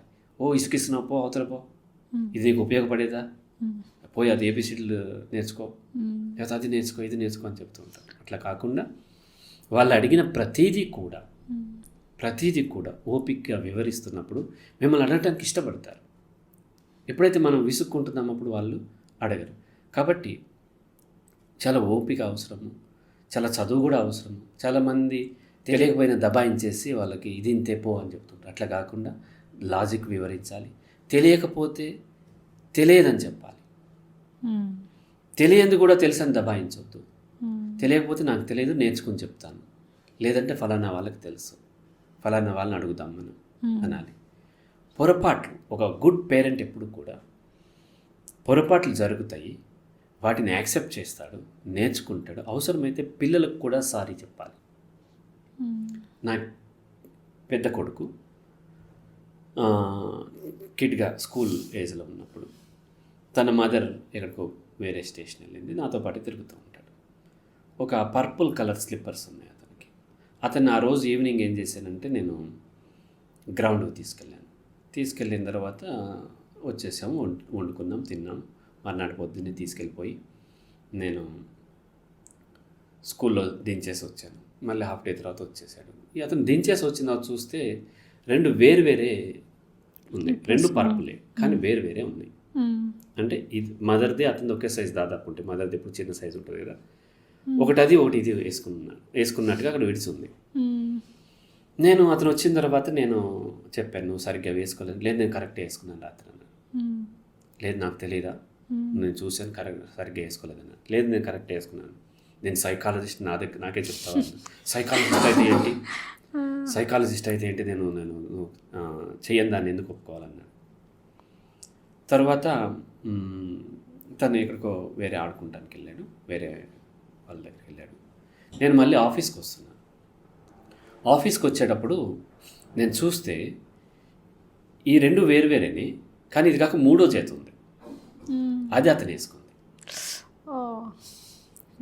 సో నేనే పొరపాటు పడ్డా. నేను ఆఫీస్కి వచ్చిన తర్వాత అతనికి వాట్సాప్ నెంబర్ ఉంటుంది, నెంబర్ అతను వాడతాడు. అతనికి నేను సారీ, నేను పొరపాటు చేశాను, ఇట్లా నేను అన్నాను అంటే ఇట్స్ ఓకే అన్నాడు. అలా మన దగ్గర పొరపాటు జరిగినప్పుడు పేరెంట్స్ ఎప్పుడైతే పొరపాటు చేస్తారో అప్పుడు పిల్లల దగ్గర ఒప్పుకొని సారీ చెప్పండి, అపాలజీస్ అడగండి, తప్పేమి లేదు. అలా ఎప్పుడైతే మనం చెప్తామో వాళ్ళు కూడా అది నేర్చుకుంటారు. ఎప్పుడైతే మనం దబాయిస్తున్నామో వాళ్ళు కూడా దబాయించడమే నేర్చుకుంటారు. మనం ఏమనుకుంటున్నాము, కేవలం దబాయించేసి నోరు మోపించామనుకుంటున్నాం, కానీ వాళ్ళకి నేర్పిస్తున్నాము. వాళ్ళు మనల్ని చూసి దబాయించడం నేర్చుకుంటారు. మీరు అన్నట్టు ఇమిటేట్ చేస్తారు కాబట్టి నేర్చుకుంటారు. అయితే ఇప్పుడు మీరు చెప్పిన కేసులో చాలా వరకు చూస్తే మనం ఇప్పుడు వైఫ్ అండ్ హస్బెండ్ ఉంటే ఈక్వల్, లేదంటే అత్తమామలు, అమ్మ నాన్న పెద్దవాళ్ళు, వాళ్ళని ఏమనలేక వాళ్ళు ఏమన్నా వీళ్ళని యాంగర్ మేనేజ్మెంట్ కంట్రోల్ చేసుకోకుండా పిల్లల మీద కోపం చూపించడం చాలా వరకు చూస్తుంటాం కొంతమంది దగ్గర. అదొకటి. మీరు అన్నట్టు ఇప్పుడు అపాలజీ చెప్పరు, ఎందుకంటే వీళ్ళు మేము చెప్పినట్టు వినాలి, వాళ్ళ దగ్గర మేము తక్కువ కాదన్నట్టు బిహేవ్ చేస్తారు సార్. సో అలా చేయకుండా యాంగర్ కంట్రోల్ ఎలా చేసుకోవాలి, అలా ఎందుకు చేస్తారు అంటే పిల్లల మీదే ఎందుకు చూపిస్తారు వీళ్ళ ఎఫెక్ట్? అంటే మన దేశంలో పిల్లలు బలహీనులు కాబట్టి ప్రతిదీ పిల్లల మీద చూపించేయటం. తనకేం కావాలన్నా సరే ఆ పిల్లడితో తెప్పించుకోవటం, పిల్లలతో సిగరెట్లు తెప్పించుకుంటారు, పిల్లలతో ఆల్కహాల్లోకి సోడా తెప్పించుకుంటారు. అదే కొడుకుతోని మదర్కి పీరియడ్స్ అప్పుడు వాడేటువంటి నాప్కిన్స్ ఉంటాయి కదా, అవి తెమ్మంటే నా కొడుకుతో తెప్పించడం ఏంటంటారు, కానీ సోడా తెప్పించుకుంటాడు. చూడండి ఎంత ఇది ఉందో. అలాగే గ్రాండ్ పేరెంట్స్ కూడా అంతే. నా పేరెంటింగ్ క్లాసెస్ అటెండ్ అయిన వాళ్ళు, ఇప్పుడు ఎక్కువ చెప్పట్లేదు, కొంత మెచ్యూరిటీ ఉన్న వాళ్ళు, నేనేం చెప్తానంటే పిల్లలు పుట్టడానికి ముందే మీరు అత్తమామలకి వేరే ఏర్పాటు చేసి మీరు వేరుగా ఉండండి, అకేషనల్లీ వెళ్ళిరండి, వాళ్ళు బాగా చూసుకోండి, కొద్దిగా ఎక్కువ డబ్బు అయితే అయింది వాళ్ళు పెట్టండి అన్ని అత్తమామలకి. కానీ డబ్బు కోసం కక్కుర్తిపడి మీరు అందరూ ఒక దగ్గరే ఉన్నట్లయితే ఏమవుతుందంటే అత్తగారికి తెలియకుండానే కోడల మీద కోపం ఉంటుంది, కోడలికి తెలియకుండానే అత్తగారి మీద కోపం ఉంటుంది. ఇక ఇద్దరు మధ్యలో పిల్లవాడిని అటు ఇటు అంటూ ఉంటారు, దాంతో నా పిల్లవాడు నేర్చేసుకుంటాడు, తప్పించుకోవటం ఇవన్నీ నేర్చేసుకుంటాడు. కాబట్టి ఇంతకుముందు అంటే జాయింట్ ఫ్యామిలీస్ అవసరం ఉంది. ఇప్పుడు అట్లా కాకుండా పెట్టేసరికి ఏం చేస్తారంటే చాలామంది చేసే పొరపాటు ఏంటంటే గ్రాండ్ పేరెంట్స్కి వదిలేసి జాబ్స్కి వెళ్ళిపోతూ ఉంటారు. ఇది చాలా ప్రమాదకరమైంది. గ్రాండ్ పేరెంట్స్కి ఎప్పుడైతే వదిలేసామో వాళ్ళకు ఓపిక ఉండదు. పాపం వాళ్ళ తప్పు కూడా అనడానికి లేదు, వాళ్ళు ముసలి వాళ్ళు అయిపోయారు. మీ ఏజ్లో ఉన్నంత పరిగెత్తినట్టుగా వాళ్ళు పరిగెత్తలేరు. పిల్లలు చాలా ఎనర్జెటిక్గా ఉంటారు, వాళ్ళు పరిగెడుతూ ఉంటారు. తినిపిద్దామంటే అక్కడ పరిగెడతాడు, ఇక్కడ పరిగెడతాడు. సో అప్పుడు ఏమవుతుంది, అదే మదర్ అనుకోండి, ఏమవుతుంది, గట్టిగా ఆమెతో పాటు కొంచెం నడిసి పెడుతూ ఉంటుంది. రెస్పాన్సిబిలిటీ తనకు ఓపిక ఉంది. కానీ నానమ్మ అమ్మమ్మ పరిగెత్తలేక ఏం చేస్తారు వాళ్ళు, ఇక ఏదో వాడు ఇష్టపడే స్వీట్గా ఉండేది ఏదో ఉంటుంది కదా, వాటిని తినిపించేయడం అవన్నీ చేస్తూ ఉంటారు. వాళ్ళతో పరిగెత్తలేక చాక్లెట్ అంటే చాక్లెట్, ఐస్ క్రీమ్ అంటే ఐస్ క్రీమ్, వాడు ఏది అడిగితే అది ఇచ్చేస్తూ ఉంటాడు. అట్లా అతను నేర్చుకుంటూ ఉంటాడు, గారాబం అవన్నీ నేర్చుకుంటూ ఉంటాడు. కాబట్టి నేను ఒకటే చెప్తాను, పిల్లల కంటే ముఖ్యమైనది మీకు ఏదైనా ఉంటే, జాబ్ కానీ లేకపోతే ఇంకో ప్రొఫెషన్ కానీ, లేకపోతే కొంతమంది ఫిల్మ్ యాక్టర్స్ ఉంటూ ఉంటారు, కొంతమంది పెద్ద పెద్ద సివిల్స్లో క్వాలిఫై అయ్యి ఐఏఎస్ ఐపీఎస్ లేడీస్ ఉంటూ ఉంటారు. అవి మీ పిల్లల కంటే ముఖ్యం అనుకుంటే పిల్లల్ని కనకండి. Okay, right. పిల్లల కంటే ఏది ముఖ్యం కాదు మాకు అనుకున్నప్పుడే పిల్లలు కనండి. సార్ మరి మీరు అన్నట్టు చూస్తే ఇప్పుడు మా మదర్ నాకు రోల్ మోడల్, ఇప్పుడు మీరు అన్నట్టు ఐఏఎస్ ఉంది, ఆ పిల్లలు చాలా ప్రౌడ్గా ఫీల్ అవుతారు, వాళ్ళని రోల్ మోడల్గా తీసుకుని అవుతారు కదా. సో మరి అది కూడా ఇంపార్టెంటే కదా సార్. అంటే మనం ఒక వాళ్ళని తీసుకుని రోల్ మోడల్గా ఒక ఐఏఎస్ అయ్యే లోపే ఇక్కడ అనేక రకాలైనటువంటి, ఇక్కడ మనకి పిల్లలు ఓన్లీ ఐఏఎస్ ఫీమేల్ మాత్రమే, మేల్ మాత్రమే హ్యాపీగా బ్రతుకుతున్నారా? లేదు కదా. చాలా చదువుకోని వాళ్ళు కూడా హ్యాపీగా బ్రతుకుతున్నారు, డబ్బు లేని వాళ్ళు బ్రతుకుతున్నారు, బాగా డబ్బున్న అటువంటి ఆడపిల్లలు మగపిల్లలు కూడా సూసైడ్లు చేసుకుంటున్నారు కదా. బాగా డబ్బు ఉంది కదా, మరి ఎందుకు సూసైడ్లు చేసుకోవటం? అట్లా కాదు. ఒక వ్యక్తి జీవితాన్ని చదువు సంపాదన కాదు నిలబెట్టేది. చదువు అంటే అకాడమిక్స్ అండ్ ఎర్నింగ్స్ కాదు. జీవితాన్ని నిలబెట్టేది ఏంటి అంటే వ్యక్తిత్వం, పర్సనాలిటీ, వాళ్ళ మానసిక పరిస్థితి. అది డ్యామేజ్ చేసి నా మదర్ ఐఏఎస్ కాబట్టి నేను కూడా ఐఏఎస్ అవుతానంటే ఐఏఎస్ అవటం వల్ల యూజ్ లేదు. చాలామంది ఐపీఎస్ లేడీస్ వాళ్ళకు వచ్చిన సమస్యలు నా దగ్గర కౌన్సిలింగ్ వస్తూ ఉంటారు. అండ్ ఈ భ్రమల్లో ఉండి చాలా స్ట్రాంగ్ మదర్స్ ఉంటారు. స్ట్రాంగ్గా ఉండాలని ఆ పిల్లలకి ఏం నేర్పుతారంటే, నువ్వు స్ట్రాంగ్గా ఉండాలి, ఎక్కడ బేలగా అయిపోకూడదు, నీ యొక్క బాధని ఎక్కడ ఎక్స్ప్రెస్ చేయొద్దు అని. ఈ స్ట్రాంగ్ ఫీమేల్ అనేటువంటి ఒక భ్రమలో ఉండే ఫీమేల్ సోషల్గా కొన్ని అచీవ్ చేసి ఉండొచ్చు వాళ్ళు, వాళ్ళ పిల్లలకి, ఆడపిల్లలకి ఎక్కువ ప్యానిక్ అటాక్స్ వస్తుంటాయి. ప్యానిక్ అటాక్స్ వచ్చిన వాళ్ళ ఆడపిల్లల్ని మీరు కనుక గమనించినట్లయితే వాళ్ళ మదర్ చాలా ఇండిపెండెంట్గా ఉండమని ఇన్సిస్ట్ చేస్తూ ఉంటారు. ఇండిపెండెంట్గా ఉండటం వాళ్ళు నేర్చుకోవాలి. మిమ్మల్ని రోల్ మోడల్గా తీసుకుంటే సరిపోదు. ఎందుకంటే ఒక్కొక్కరి పరిస్థితి ఒక్కొక్కటి ఉంటుంది. వాళ్ళ బాల్యం వేరు, మీ బాల్యం వేరు ఉంటుంది. సో కాబట్టి ఎప్పుడైతే అట్లా చెప్పారో వాళ్ళు ఏడవకూడదు, తను కూడా యాక్సెప్ట్ చేశారు, ఏడవకూడదు, ఎంత బాధ వచ్చినా ఆ తొక్కిపట్టు ఉంచాలి అనేసరికి అది ప్యానిక్స్ కింద మారుతుంది. సార్ మీరు అన్నట్టు ఇప్పుడు హోమ్ మేకర్స్ చాలామంది ఎడ్యుకేటెడ్ కూడా పిల్లల కోసం జాబ్ మానేసి ఉంటున్నారు. కానీ కొన్ని సిచ్యువేషన్లో ఇప్పుడున్న జనరేషన్లో స్కూల్ ఫీజు అని ఏదైనా ఇద్దరు వర్క్ చేయాల్సి ఉంటుంది. అలాంటప్పుడు వాళ్ళ టైంని మేనేజ్ చేసుకొని, మీరు అన్నట్టు టైం ఎంత అనేది కాదు, ఎలా వాళ్ళు ఉన్న టైంలో ఎట్లా పాసిబిలిటీస్ ఉన్నాయి సార్ మంచి పేరెంటింగ్కి? ఇద్దరు అంటే మదర్ ఒకటే జాబ్ మానేసి ఇంటి దగ్గర ఉండాలని నేను ఎప్పుడు చెప్పలేదు. కానీ ఒక పేరెంట్ మాత్రం వాళ్ళకి ఎక్కువ కేర్ తీసుకొని ఎక్కువ టైం స్పెండ్ చేసేలాగా ఉంటే మంచిది. చాలామంది హౌస్ హస్బెండ్స్ కూడా ఉన్నారు నా క్లయింట్స్లో. అయితే సమాజం హేళన చేస్తూ ఉంటుంది. తప్పేం లేదు, మదర్కి గవర్నమెంట్ జాబ్ ఉంది, ఇదని గవర్నమెంట్ జాబ్ లేదు, చిన్నది ఏదో శాలరీ వస్తుంది, తను ఒకటి డిసైడ్ అయ్యారు నా కౌన్సిలింగ్ తర్వాత. ఈ చిన్న శాలరీ కోసం నా ఇద్దరు ఆడపిల్లలు ఉన్నారు, ఈ చిన్న శాలరీ కోసం నేను ఈ చేసుకుంటా నా పిల్లల జీవితాన్ని, ఆమెమో ఎట్లాగెళ్ళక తప్పదు, డిపెండ్ అయితే ఆమె ఎర్నింగ్స్. ఏం చేశాడు, నేను హౌస్ హస్బెండ్గా ఉండిపోతా అన్నాడు. ఇంట్లో ఉన్నాడు, ఆడపిల్లలు చక్కగా ఆడిస్తాడు, జడలు ఇస్తాడు, అన్నీ చేస్తాడు, చక్కగా నేను హౌస్ హస్బెండ్ అని చెప్పుకుంటాడు కూడా. సిగ్గుపడాల్సింది ఏముంది? ఎప్పుడైతే ఫీమేల్ హౌస్ హస్బెండ్ని కూడా గౌరవించడం నేర్చుకుంటుందో అప్పుడు మేల్ కూడా ఫీమేల్ గౌరవించే ఆ ఇంటెన్సిటీ పెరుగుతుంది కదా. హౌస్ హస్బెండ్ అనగానే ఒక హేళనగా చూస్తారు. మా ఇంట్లో ఏ పని ఎవరైనా చేస్తారు, నేనైనా చేస్తాను. నా వైఫ్ ఫ్రెండ్స్ వస్తే నేను టీ ప్రిపేర్ చేసుకెళ్ళి అంటే తీసుకెళ్తే ప్రిపేర్ చేసి ఇస్తాను. అలాగే తను బట్టలు ఆరేస్తే నేను తీసుకురావటం, తను ఉతికితే నేను ఆరేయటం, ఇప్పుడంటే వాషింగ్ మిషన్స్ వచ్చినాయి, నేను ఆరేయటం, ఆమె బట్టలు నేను ఐరన్ చేయటం, ఇటువంటివన్నీ నేను చేస్తాను. ఇవి చూసి అంటే లాంగ్ బ్యాక్ వేరే దగ్గర ఉండేవాడు, మా ఫ్రెండే పక్కన ఉండేవాడు, హరి నువ్వు ఇవన్నీ ఇట్లా చేయొద్దు, ఎందుకంటే చేస్తే అది చూసి మళ్ళీ మా డిమాండ్ చేస్తుందంట. నీళ్లు పట్టటము, గిన్నెలు తోమటము, కడగటము, కొన్నిసార్లు వంట చేయటము, ఇవన్నీ నేను చేస్తూ ఉంటాను. కాబట్టి ఏ పని ఎవరిది అనేటువంటిది పూర్వపు రోజుల్లో ఓకే, కానీ ఇప్పుడు అట్లా కాదు, ఎవరైనా చేయవచ్చు. ఒకవేళ ఫీమేల్కి మంచి జాబ్ ఉన్నప్పుడు ఫాదర్ మేల్ కొంత తగ్గించుకొని పిల్లలతో స్పెండ్ చేయటం అనేది ఉత్తమం. లేదా మేల్కే మంచి జాబ్ ఉంది, అతను కొద్దిగా బయటకు వెళ్ళటం వీలు, పీరియడ్స్ ఉండవు, ప్రెగ్నెన్సీలు ఇవన్నీ లేవు కాబట్టి తను ఎక్కువ ఎర్న్ చేయగలడు అనుకున్నప్పుడు తను మదర్ కొంచెం తగ్గించుకొని పిల్లలకి స్పెండ్ చేయాలి. ఎవరో లేదంటే ఇద్దరు కూడా రెండు పార్ట్ టైం జాబ్స్ చేసి పిల్లలు చూసుకోవాలి. మొత్తానికైతే ఒక పేరెంట్ అన్నా పిల్లలకి వాళ్ళ పేరెంట్ యొక్క అటెన్షన్ ఉన్నట్లయితే, వాళ్ళ కేర్ తీసుకున్నట్లయితే పిల్లలు ప్రాపర్గా పెరిగే అవకాశాలు ఎక్కువ ఉంటాయి. అట్లా కాకుండా ఇద్దరూ వెళ్ళిపోయి డబ్బు ప్రొవైడ్ చేస్తూ ఉంటారు. చూడండి, తక్కువ సంపాదన ఉన్న వాళ్ళకు కూడా ఒకరే వర్క్ చేస్తూ ఉంటారు, కానీ లక్షల్లో సంపాదన ఉన్న వాళ్ళు ఇద్దరు వర్క్ చేస్తూ ఉంటారు. డబ్బు సరిపోక కాదు, వచ్చే డబ్బును మిస్ అవ్వడం ఇష్టం లేక చాలామంది జాబ్ చేశారు. దానికి వంక చెప్తారు, ఈ రోజుల్లో సరిపోవు, మంచి స్కూల్లో వేయాలంటే డబ్బు కావాలి కదా, ఢిల్లీ పబ్లిక్ స్కూల్లోనే ఎందుకు వేయాలి, ఆక్రిడ్జ్లోనే ఎందుకు వేయాలి, చిన్న స్కూల్లో మనందరం చిన్న స్కూల్లో చదువుకుని వచ్చిన వాళ్ళం కదా, బాగానే ఉన్నాం కదా, స్కూల్ తక్కువదైనా వేయండి, కానీ ఒక పేరెంట్ టైం స్పెండ్ చేయండి.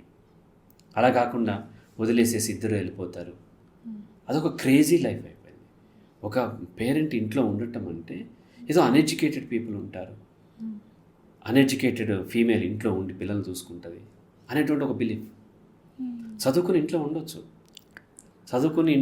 చదువు అనేది ఓన్లీ సంపాదన కోసం కాదు, చెప్తాను సంస్కారం కోసం. సో కాబట్టి అలా కాకుండా పిల్లల కోసం ఒకరు ఉండటం అనేది చాలా హీనమైన బ్రతుకు అనుకుంటున్నారు. ఆవిడ కూడా ఈ మధ్య ఒక కేసులో ఒక జంట, అమ్మాయి ఆస్ట్రేలియా వెళ్ళింది, ఇతను ఎక్కడో ఉంటాడు, పిల్లలు ఎక్కడో ఉంటారు. ఆమె ఆస్ట్రేలియా నుంచి ఇండియా వచ్చింది, అతను కూడా వచ్చాడు. ఎయిర్పోర్ట్లోనే వాళ్ళిద్దరు కలిసి వేరే ఎక్కడికో మళ్ళీ టూర్ వెళ్ళిపోయారు. కనీసం పిల్లల దగ్గర కూడా పోలేదు. టైం లేదు, మాకు టైం లేదు అని చెప్పడం చాలా గొప్పగా ఫీల్ అవుతున్నారు ఈ కెరీర్స్లో. పిల్లల కోసం టైం స్పెండ్ చేయలేము అనేది చాలా గొప్పగా ఫీల్ అవుతున్నారు. అది సిగ్గుపడాల్సిన విషయం. మళ్ళీ చెప్తున్నాను, పిల్లల కంటే ముఖ్యమైనది ఏదైనా ఉంటే పిల్లలు కనొద్దు, పిల్లలే ఫస్ట్ ప్రయారిటీ అవ్వాలి. పిల్లలు కనకపోతే ఏం అభ్యంతరం లేదు. ఇప్పుడు ఈ మధ్య DINK culture, double income and no kids, ఇక్కడ కూడా క్రేజీ. నేను ఆ వీడియోలో ఎక్స్ప్లెయిన్ చేసి, ఇక్కడ కూడా no kids your wish, but double income కాబట్టి నో కిడ్స్ అంటున్నారు, అది తప్పు.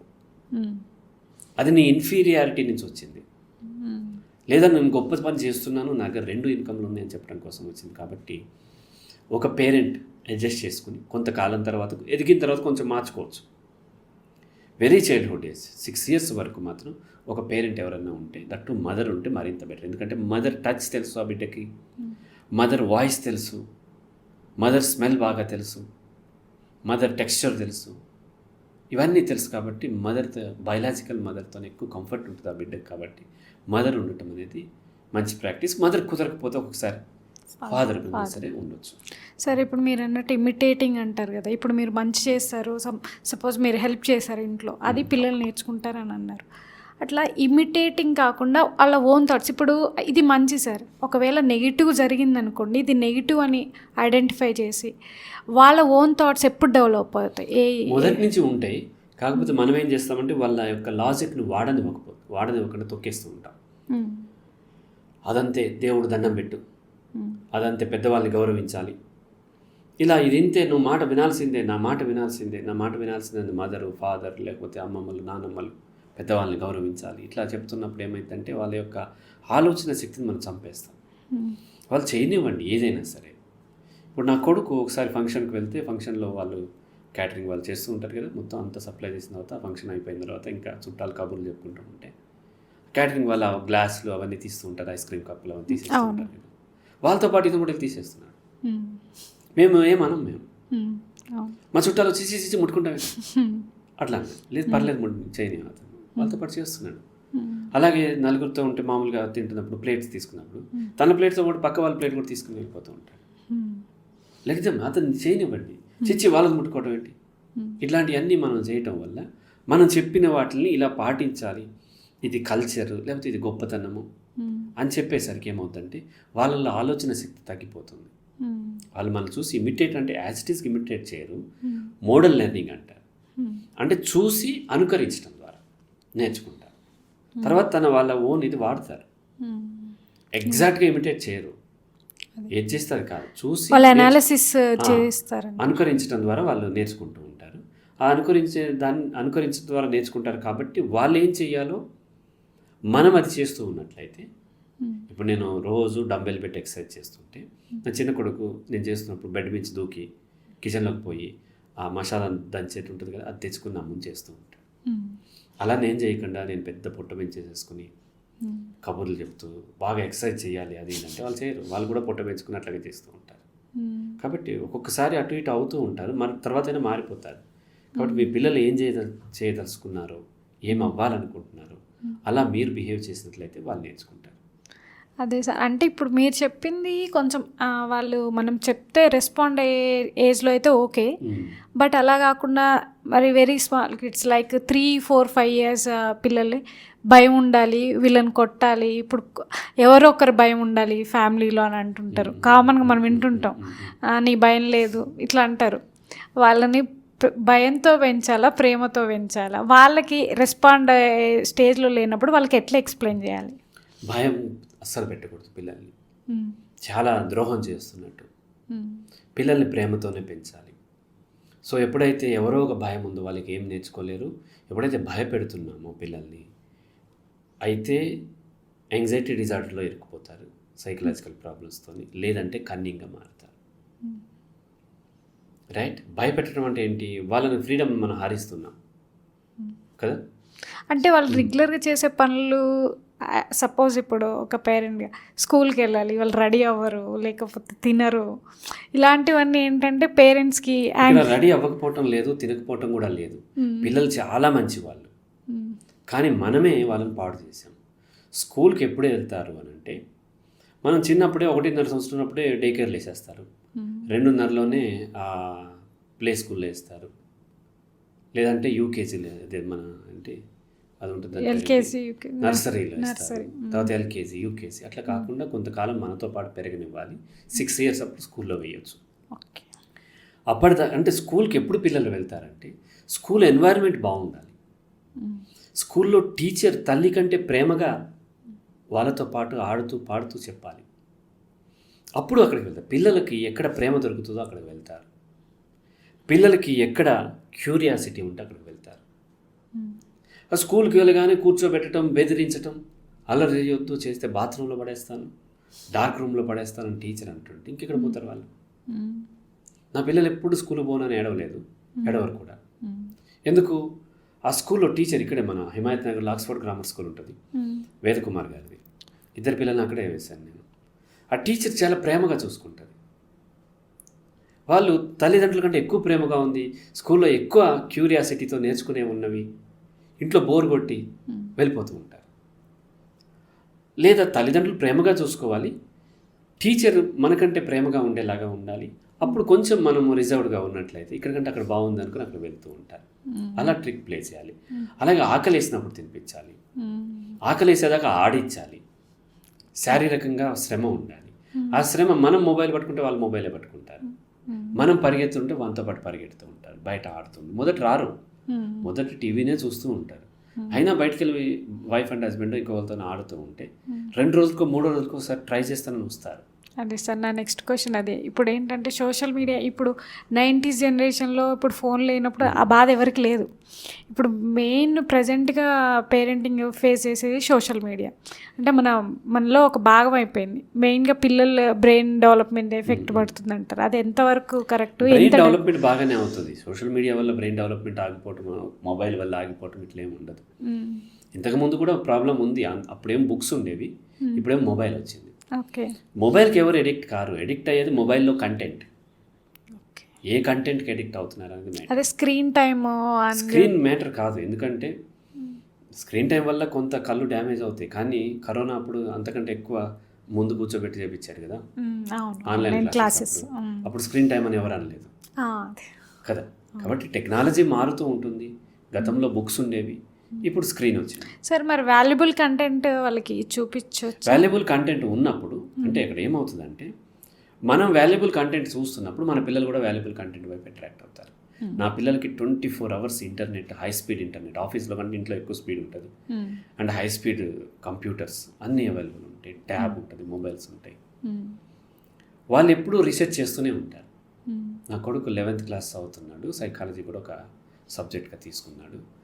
లాస్ట్ సండేనే మేము కరీంనగర్, వేములవాడ ఇవన్నీ సరదాగా వెళ్ళొచ్చాం. వచ్చేటప్పుడు మాట్లాడుతున్నాడు, అతను చెప్తున్న విషయాలు కొన్ని టర్మ్స్ నాకే తెలియని అంత చెప్తున్నాడు. అంత రీసెర్చ్ చేసాడు అతను. సైకాలజీ, ఫిలాసఫీ ఇంట్రెస్ట్ ఎక్కువ. ఎక్కడి నుంచి నేర్చుకున్నాడు? ఇవన్నీ ఇంటర్నెట్ నుంచే కదా. స్క్రీన్ టైం అని ఆపేస్తే ఏమవుతుంది? స్క్రీన్ టైం అనే దానికంటే కూడా ఏ కంటెంట్ ఎక్స్పోజ్ అవుతున్నారో ఇంపార్టెంట్. సో మనం ఏం చేస్తామంటే మనము సేమ్ మొబైల్ మనం వాడతాము.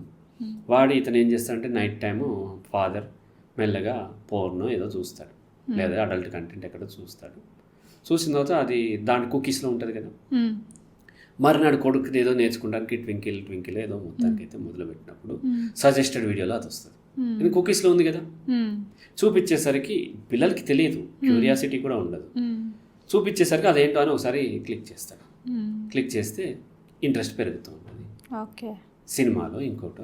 నా ఫ్రెండ్ వాళ్ళ అక్క మనవడు ఉన్నాడు, చిన్న వయసే. అతను 7 years ఉంటాయో లేవో. అతను ఏ సినిమా వచ్చినా ఐబొమ్మలో డౌన్లోడ్ చేసేసుకోవాలి, చూసేయాలి సార్. అది మొబైల్ ఉందంటే రోజు 2-3 సినిమాలు డౌన్లోడ్ చేసుకొని చూస్తూ ఉంటాడు. నా పిల్లలు లైఫ్లో ఇంతవరకు సినిమా చూడలేదు, లైఫ్లోనే చూడలేదు. సినిమాకి వెళ్దామని వాళ్ళ మదర్ ఎప్పుడన్నా సరదాగా అడిగితే నాకు బోర్, నేను రానంటాడు. ఇక్కడ ఇంట్రెస్టింగ్గా ఉంది, ఇది పోతుంది. వాళ్ళు ఏదేదో రీసెర్చ్ చేస్తారు. జీలాండియా అనేది ఏదో ఉందంటారు, ఇంకోటి ఏదో ఉందంటారు. ఫ్లూటో 1 కాదు 2 ఉంటాయి, 2 ఒకటి తిరుగుతూ ఉంటాయి అంటారు. లేకపోతేనేమో సాటర్న్కి 81 ఎన్నో మూన్స్ ఉన్నాయని చెప్తాను. నేను ఏదో చెప్పాను, 1-2 కనిపిస్తుంది, 4 మూన్ కనిపిస్తుంది అంటే నాకు తెలుసు మొత్తం 81 ఉంటాయి, ఇట్లా ఉంటాయి అని చెప్పేస్తున్నాను. ఇవన్నీ ఎక్కడి నుంచి తెలిసినాయి? వాళ్ళని వదిలేసేసి ఆ కంటెంట్, అటువంటి కంటెంట్ మనం చూస్తూ అటువంటి కంటెంట్కి ఎంకరేజ్ చేసినప్పుడు అవుతుంది.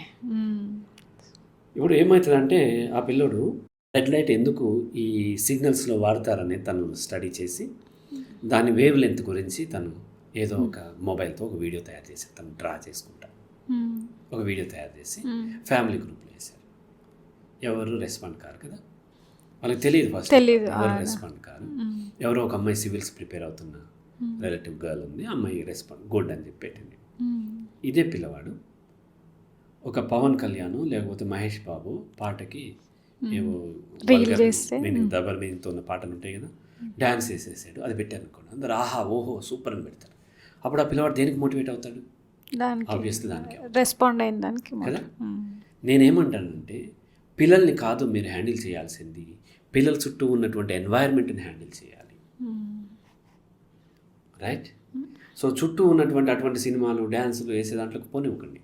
మనం కూడా పోవద్దు ఆ గ్రూపుల్లో. మనం సింపుల్ మీరు అన్నట్టు మనము చేసే పని వాళ్ళు ఇమిటేట్ చేస్తారు కాబట్టి వాళ్ళకి ఏదైతే మోటివేషన్ దొరుకుతుందో అదే చేస్తారు కదా. ఓకే.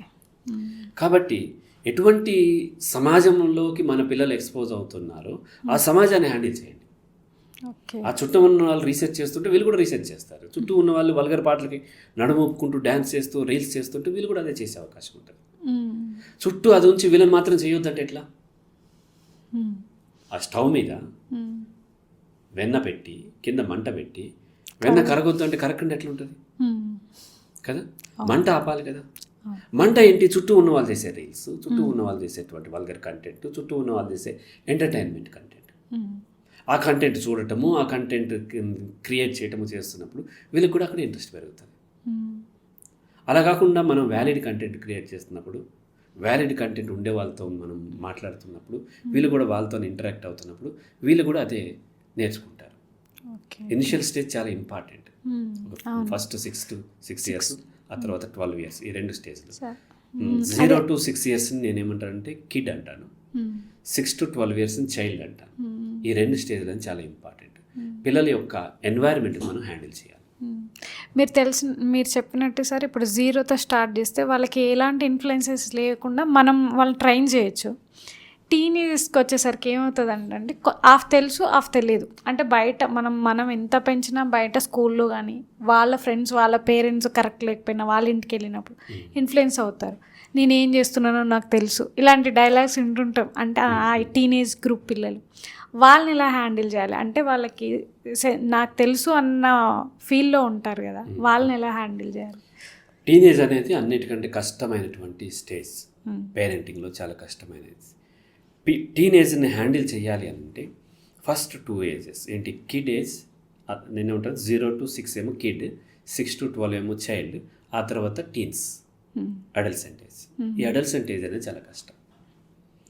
సో ఈ స్టేజ్లో హ్యాండిల్ చేయాలంటే ఈ ముందు స్టేజ్లు 2 చాలా జాగ్రత్తగా చేయాలి.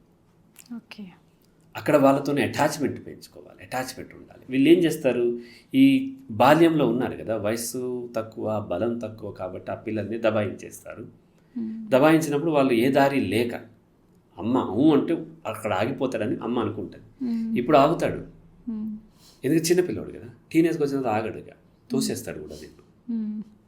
ఇక్కడ ఏదైతే నువ్వు అటాచ్మెంట్ పెంచుకుంటావో, ప్రేమ పెంచుకుంటావో, ఆ ప్రేమ టీనేజ్కి వచ్చిన తర్వాత ఏమైనా పొరపాట్లు జరుగుతున్నప్పుడు కరెక్ట్ చేయడానికి ఉపయోగపడుతుంది. మనం కొట్టలేము. చిన్నప్పుడు అంటే పిల్లల్ని బెదిరించి కొట్టి ఆపేము. టీనేజ్కి వచ్చిన వాడు తిరిగి కొట్టేస్తారు కూడా. చాలామంది పిల్లలు తిరిగి పేరెంట్స్ కొట్టినవి ఉన్నాయి.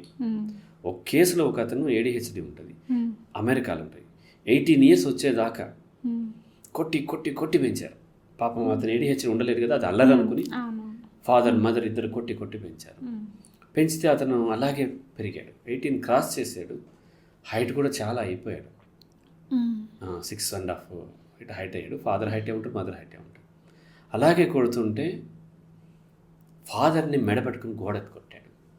మదర్ అడ్డు వస్తే లాగి చెంప మీద కొడితే అన్కాన్షియస్ అయిపోయింది, అంత గట్టి కొట్టాడు. పేరెంట్స్ ఇద్దరు ఇంట్లోంచి పారిపోయారు. సహజంగా పిల్లలు పారిపోవడం చూస్తాం, పేరెంట్స్ పారిపోయి వేరే వాళ్ళ ఇళ్ళలో దాక్కున్నారు. అంత భయపడి అంటే పిల్లలుగా చిన్నపిల్లలు వయసు చిన్నది బలం తక్కువ కాబట్టి మనం కొట్టేసేస్తే అసలు మదర్ ఎంత ఉంటుంది చెప్పు. మదర్స్ అందరూ ఫీమేల్ చిన్నగా ఉంటారు. అవును, 6 మీరు మదర్స్ అందరూ చిన్న వాళ్ళే ఉంటారు కదా, మగ పిల్లల్ని పట్టుకుని కొట్టేస్తూ ఉంటారు. కొంతమంది భయపడి భయంలో అలా ఉండొచ్చు కాదనట్లేదు, కానీ రేపు పొద్దున్న తిరగబడితే అప్పుడు మదర్ ఎంత తూసవతలు పడేస్తారు కదా. కాబట్టి అలా కాకుండా ప్రేమతోని మనం ఎప్పుడైతే ఈ 2 ఏజెస్ ఎర్లీ ఏజ్ ఉంటుందో 12 years లోపు ప్రేమ మనం అటాచ్మెంట్ డెవలప్ చేసుకున్నాము, అది టీనేజ్లో ఉపయోగపడుతుంది. అప్పుడు వాళ్ళ పేరెంట్స్ని దాటి వెళ్ళరు. ట్రై చేసిన పేరెంట్స్ యొక్క నాలెడ్జ్లో మనకు కావాల్సింది అంటే మనము బీ ఇన్ఫార్మ్డ్ అంటాను, అంటే మీకు ఇన్ఫర్మేషన్ ఉండాలి వాళ్ళు ఏం ట్రై చేస్తున్నారు అనేది. ఖచ్చితంగా బయటికి వెళ్ళనివ్వాలి. వెళ్ళనివ్వకుండా మన ఇంట్లోనే ఉంచితే కుదరదు కదా, ఇంకొక ప్రాబ్లంలోకి వెళ్ళిపోతారు. కాబట్టి బయటికి వెళ్ళేటప్పుడు వాళ్ళు దేనికి ఎక్స్పోజ్ అవుతున్నారు, ఏదన్నా ఉంటే మనకి ఇన్ఫార్మ్ చేస్తారా లేదా, బీ ఇన్ఫార్మ్. ఆ ఇన్ఫర్మేషన్ వచ్చేలాంటి దాన్ని ఆ ఛానల్ని కట్ చేసుకోవద్దు. చాలామంది పేరెంట్స్ చేసే పొరపాటు అది. చెప్తే తిడతారు కాబట్టి చెప్పకుండా మేనేజ్ చేస్తారు. అంటే ఆ అమ్మాయి 12 years గర్ల్ ఇంట్లో ఉంది, ఆ రోజు స్కూల్కి వెళ్ళలేదు. మదర్ చాలా స్ట్రిక్ట్ ఉంటుంది, ఫాదర్ ఇంకా స్ట్రిక్ట్ ఉంటాడు. ఇంట్లో ఉండి ఆడుకుంటుండగా ఒక మంచి గాజు బొమ్మ పగిలిపోయింది. మదర్ వస్తే ఏం చేస్తే చంపేస్తుంది. ఏం చేస్తే అప్పుడు అటువంటి సిచ్యువేషన్ ఉన్నప్పుడు తను దాన్ని దాచేసే ప్రయత్నం చేయాలి కదా, అవన్నీ ఊడ్చేస్తూ ఉంటుంది, దాస్తుంటుంది. ఇవన్నీ చూస్తున్నప్పుడు పక్కింటి అంకుల్ చూశాడు. ఏంటమ్మా ఏం జరిగింది ఏదో అడిగాడు. అడిగితే ఇట్లా పడిపోయింది అంకుల్ అంటే మదర్ చంపేస్తుంటే నేను హెల్ప్ చేస్తా అంటాడు. చేస్తాడు, దాచేస్తాడు. మెల్లగా ఏమైంది, ఇంటిమసీ తర్వాత మిస్బిహేవ్ చేస్తాడు. దీనికి అంతటి కారణం ఎవరు, స్ట్రిక్ట్గా ఉన్నారు పేరెంట్స్. పగిలిపోయింది అని చెప్పుకునే స్వేచ్ఛ ఉండాలి. ఏదన్నా పోగొడితే పోయిందని చెప్పుకునే స్వేచ్ఛ ఉండాలి. ఇప్పుడు నా బాయ్ ఏదన్నా పడేసాడు, సార్ ఇట్లా పడిపోయింది సార్ అని చెప్తాడు. అట్లా పడేస్తావు అంటే రెండోసారి పడేసినప్పుడు నాకు తెలియదు సార్ అంటే కదా. అబద్ధాలు పిల్లలు చెప్తున్నారంటే అది పేరెంట్స్ దగ్గరే ఉంది. పొరపాట్లు జరుగుతాయి, ఎవరికైనా జరుగుతాయి, మనిషి అన్న ఎవరికైనా పొరపాట్లు జరుగుతాయి. ఆ పొరపాట్లని మనం తప్పుల్లాగా ట్రీట్ చేసామనుకోండి, దబాయించేసామనుకోండి, అప్పుడు వాళ్ళు ఏం చేస్తారంటే ఐదర్ యాంగ్జైటీ డిజార్డర్లోకి వెళ్తారు, లేదంటే అబద్ధాలన్నా నేర్చుకుంటారు. వన్స్ అబద్ధం నేర్చుకున్నారు కదా, ఇక వాళ్ళు తప్పులు చేసి కూడా అబద్ధం చెప్పగలుగుతారు. అంటే ఆ మదర్ని హ్యాండిల్ చేయడం వచ్చేసింది, అదే ఫాదర్ని హ్యాండిల్ చేయడం వచ్చేసింది. తప్పు అబద్ధం ఆడినప్పుడు కవర్ అయిపోయింది. సో దాన్ని మళ్ళీ ఇంకా మళ్ళీ రిపీట్ చేయడానికి ఛాన్సెస్. గాజు గ్లాస్ పగిలిపోయినప్పుడు దాన్ని దాచేసి అబద్ధం చెప్పడం నేర్చేసుకున్నాడు, మదర్ని కన్విన్స్ చేస్తాడు. రేపొద్దున ఆల్కహాల్ తాగినప్పుడు కూడా కన్విన్స్ చేసే ప్రయత్నం చేస్తాడు కదా. ఎందుకంటే మదర్ని కన్విన్స్ చేయడం నేర్చుకున్నాడు ఇక్కడ, రైట్. కాబట్టి ఇంప్రాక్టికల్గా ఉండేటువంటి డిసిప్లిన్ పెట్టడము. చాలామంది అడుగుతారు పిల్లలకి బాధ్యత నేర్పాలి. బాధ్యత ఎలా నేర్చుకుంటారు? నువ్వు చెప్తే నేర్చుకోరు.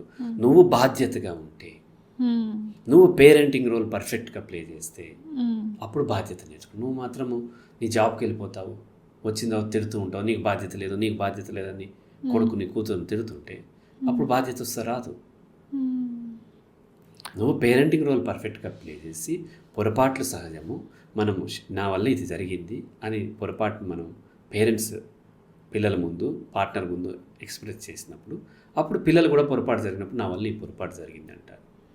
పోయిన గ్లాసు లేకపోతే ఏదో వస్తువు చూస్తున్నాం, మొబైల్లో చూస్తున్నాం తప్ప మనము వాళ్ళు ఏం నేర్చుకుంటారో చూడట్లేదు. లేకపోతే నేర్చుకున్న తర్వాత లక్షలు ఖర్చు పెట్టినా కోట్లు వేస్ట్ చేస్తూ ఉంటారు బెట్టింగ్లో అవి కాసేసి. అతను బెట్టింగ్లోకి వెళ్ళిపోయి కోట్ల రూపాయలు పోగొడుతున్నాడు అంటే దానికి మూలం ఎక్కడ పడిందంటే చిన్నప్పుడు చిన్న పొరపాట్లు కూడా మనము హార్ష్గా ట్రీట్ చేయటం వల్ల వాళ్ళు నేర్చుకున్నారు అబద్ధం చెప్పడం. అక్కడి నుంచి బెట్టింగ్లోకి రకరకాల వాటిలోకి వెళ్తూ ఉంటారు.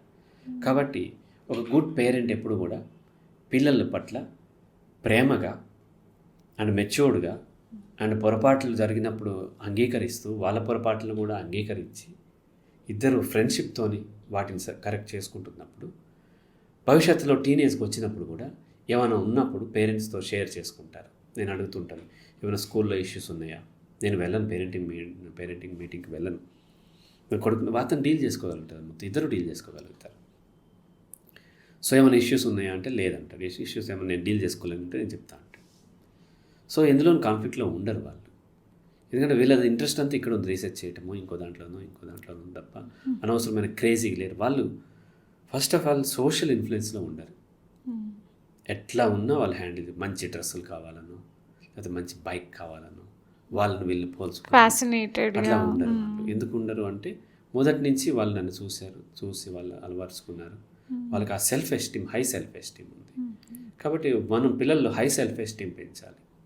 పెంచినట్లయితే దెన్ మిగతావన్నీ కూడా బాగుంటాయి. మీరు చెప్పింది ఉంటే ఇంకొంచెం ఇప్పుడు మనం ఎక్కువ చూస్తాం సార్, ఇంటర్ పిల్లలు మార్కులు తక్కువ వచ్చాయని సూసైడ్ చేసుకుంటారు, లేకపోతే ర్యాగింగ్ చేశారని, లేదంటే లవ్ ప్రపోజ్ చేస్తే రిజెక్ట్ చేశారని. మెయిన్గా ఈ ఏజ్ గ్రూప్ వాళ్ళే చూస్తాం.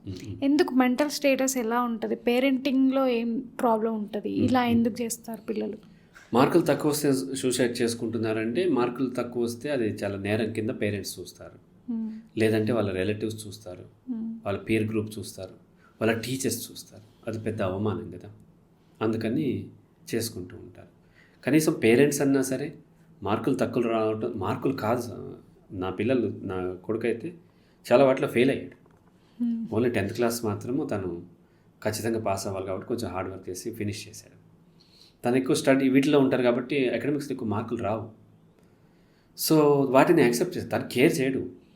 తన మార్క్స్ వచ్చిన తర్వాత బాగానే వచ్చింది మార్క్స్, ఎవరికి చెప్పడు. అసలు ఇంట్రెస్టే లేదు తనకి, పోల్చుకోవటము, నాకు ఎక్కువ వచ్చినాయి తక్కువ వచ్చినాయి ఇంట్రెస్టే ఉండదు. సో కాబట్టి ఈ కార్పొరేట్ కాలేజెస్కి ఏంటి అని అంటే మార్కులు ఎక్కువ తెచ్చి వాళ్ళకి చూపించి బిజినెస్ చేసుకోవాలని చూస్తారు. కాబట్టి మార్కులు ఎక్కువ రావడాన్ని చాలా గ్లోరిఫై చేస్తూ ఉంటారు, రైట్. నిజం చెప్పండి, ఒక బుక్ని మనము దాంట్లో 100 రావాలంటే ఆ బుక్ తప్ప ఏమీ చదవకూడదు మనం కదా, బాగా చదవాలి దాన్ని. ఒక అబ్బాయి ఆ బుక్ని ఆ సంవత్సరం మొత్తం చదివాడు, లేదంటే 6 సబ్జెక్ట్ని సంవత్సరం మొత్తం చదివాడు, నాకు 98, 99 వచ్చినాయి. అవి కూడా రాకూడదు యాక్చువల్, అంత వేసేవాళ్ళు కాదు పూర్వం, ఇప్పుడు వేసేస్తున్నారు, వచ్చినాయి అనుకుందాం. అదే టైంలో ఇంకొక అతను మధ్యలో వెళ్ళి గిటార్ నేర్చుకున్నాడు, ఇంకోటి ఏదో పాటలు నేర్చుకున్నాడు, ఇంకోటి ఏదో ఫిజికల్ ఎక్సర్సైజ్ చేశాడు, ఇంకో దాని మీద రీసెర్చ్ చేశాడు. ఇన్ని చేసిన అతనికి 98 రావు కదా. ఇంకా తక్కువ టైం ఆ బుక్ మీద స్పెండ్ చేశాడు, బియాండ్ బుక్ చాలా నేర్చుకున్నాడు, రైట్. ఇతనికి 16, 17 వస్తాయి.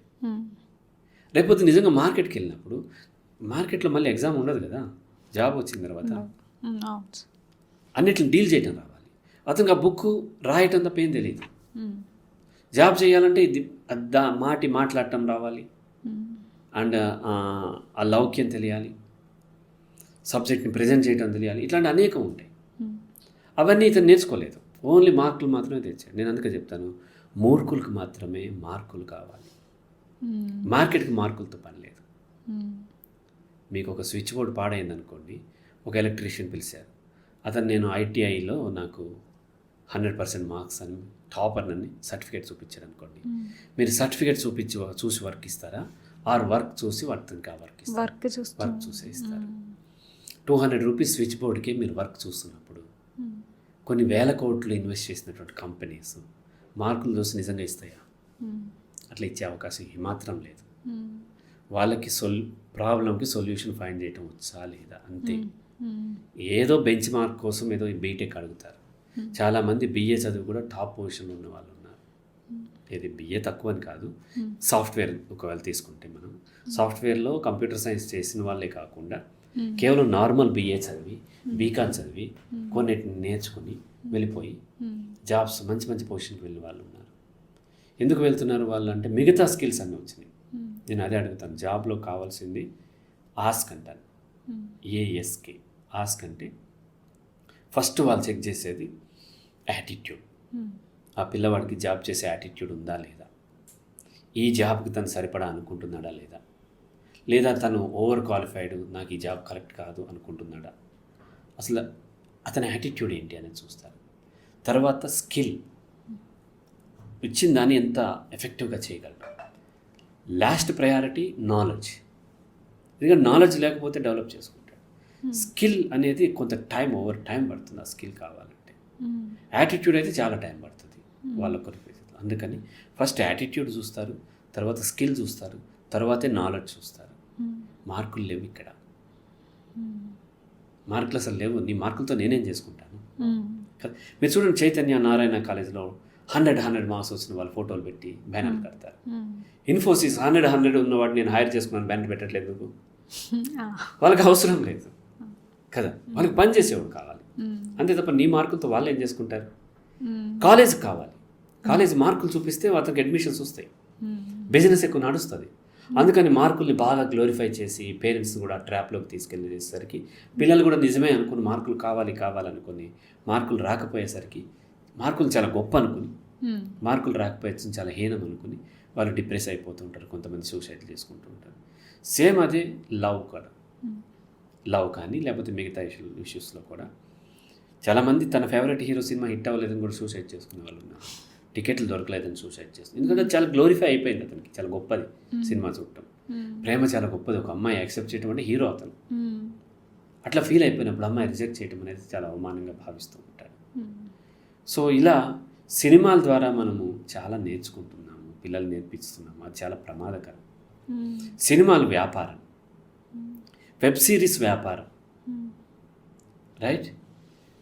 ఈ వ్యాపారంలోంచే మనం చదువు అనుకుని ఆ సినిమాలు చూసుకుంటా, సినిమా స్టార్స్ ఇంటర్వ్యూలు చూసుకుంటా, ఇవన్నీ చూసేసరికి పిల్లలు కూడా అదే చూస్తారు.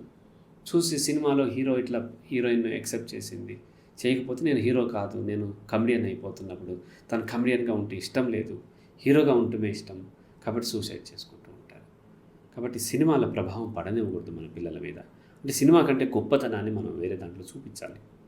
సార్ మీరు చెప్పినట్టు ఇప్పుడు ఎక్స్ట్రా కరిక్యులర్ యాక్టివిటీస్ అనేవి ఎంత ఇంపార్టెంట్. ఎందుకంటే ఇప్పుడు వాళ్ళు 6 ఇయర్స్కి స్టార్ట్ చేస్తే చదవడం 23 ఇయర్స్ అయ్యేసరికి మొత్తం అయిపోతుంది, ఇమీడియట్గా జాబ్లో జాయిన్ అవుతారు. అంటే మొత్తం అకాడమిక్ ఇయర్ ఇప్పుడు ఇంటర్ తీసుకుంటే మార్నింగ్ 7 to 7 ఉంటుంది. వీళ్ళకి బయట ప్రపంచాన్ని తెలుసుకునే ఛాన్స్ రాదు సార్. సో వాళ్ళు ఎలా తెలుసుకోవాలి? తర్వాత ఎక్స్ట్రా కరిక్యులర్ యాక్టివిటీస్ మీద ఇంపార్టెన్స్ ఇవ్వరు, ఈవెన్ పేరెంట్స్ కూడా. ఎందుకంటే ఐఐటి మిస్ అవుతావు, క్లాసెస్ మిస్ అవుతాను. సో అది ఎంత ఇంపార్టెంట్? ఐఐటి అన్నారు కాబట్టి నేను ఒకటి చెప్తూ ఉంటాను. ఐఐటి ఈ దేశాన్ని పట్టిన దరిద్రం అంట. ఐఐటి దరిద్రం కాదు, ఐఐటిని గ్లోరిఫై చేశారు. చూడండి, ఐఐటిలో చదువుకున్నారు, వాళ్ళు మంచి జాబ్ చేస్తున్నారు, మంచి మంచి సైంటిస్టులు బయటకు వచ్చారు, that is different. But IIT లేకపోతే లైఫే లేదండి, గ్లోరిఫికేషన్ ఉంది, అది ఈ దేశాన్ని పట్టిన దరిద్రం. సో 7 to 7 అనేది ఎంత దారుణం. 7 to 10 ఉంటున్నారు.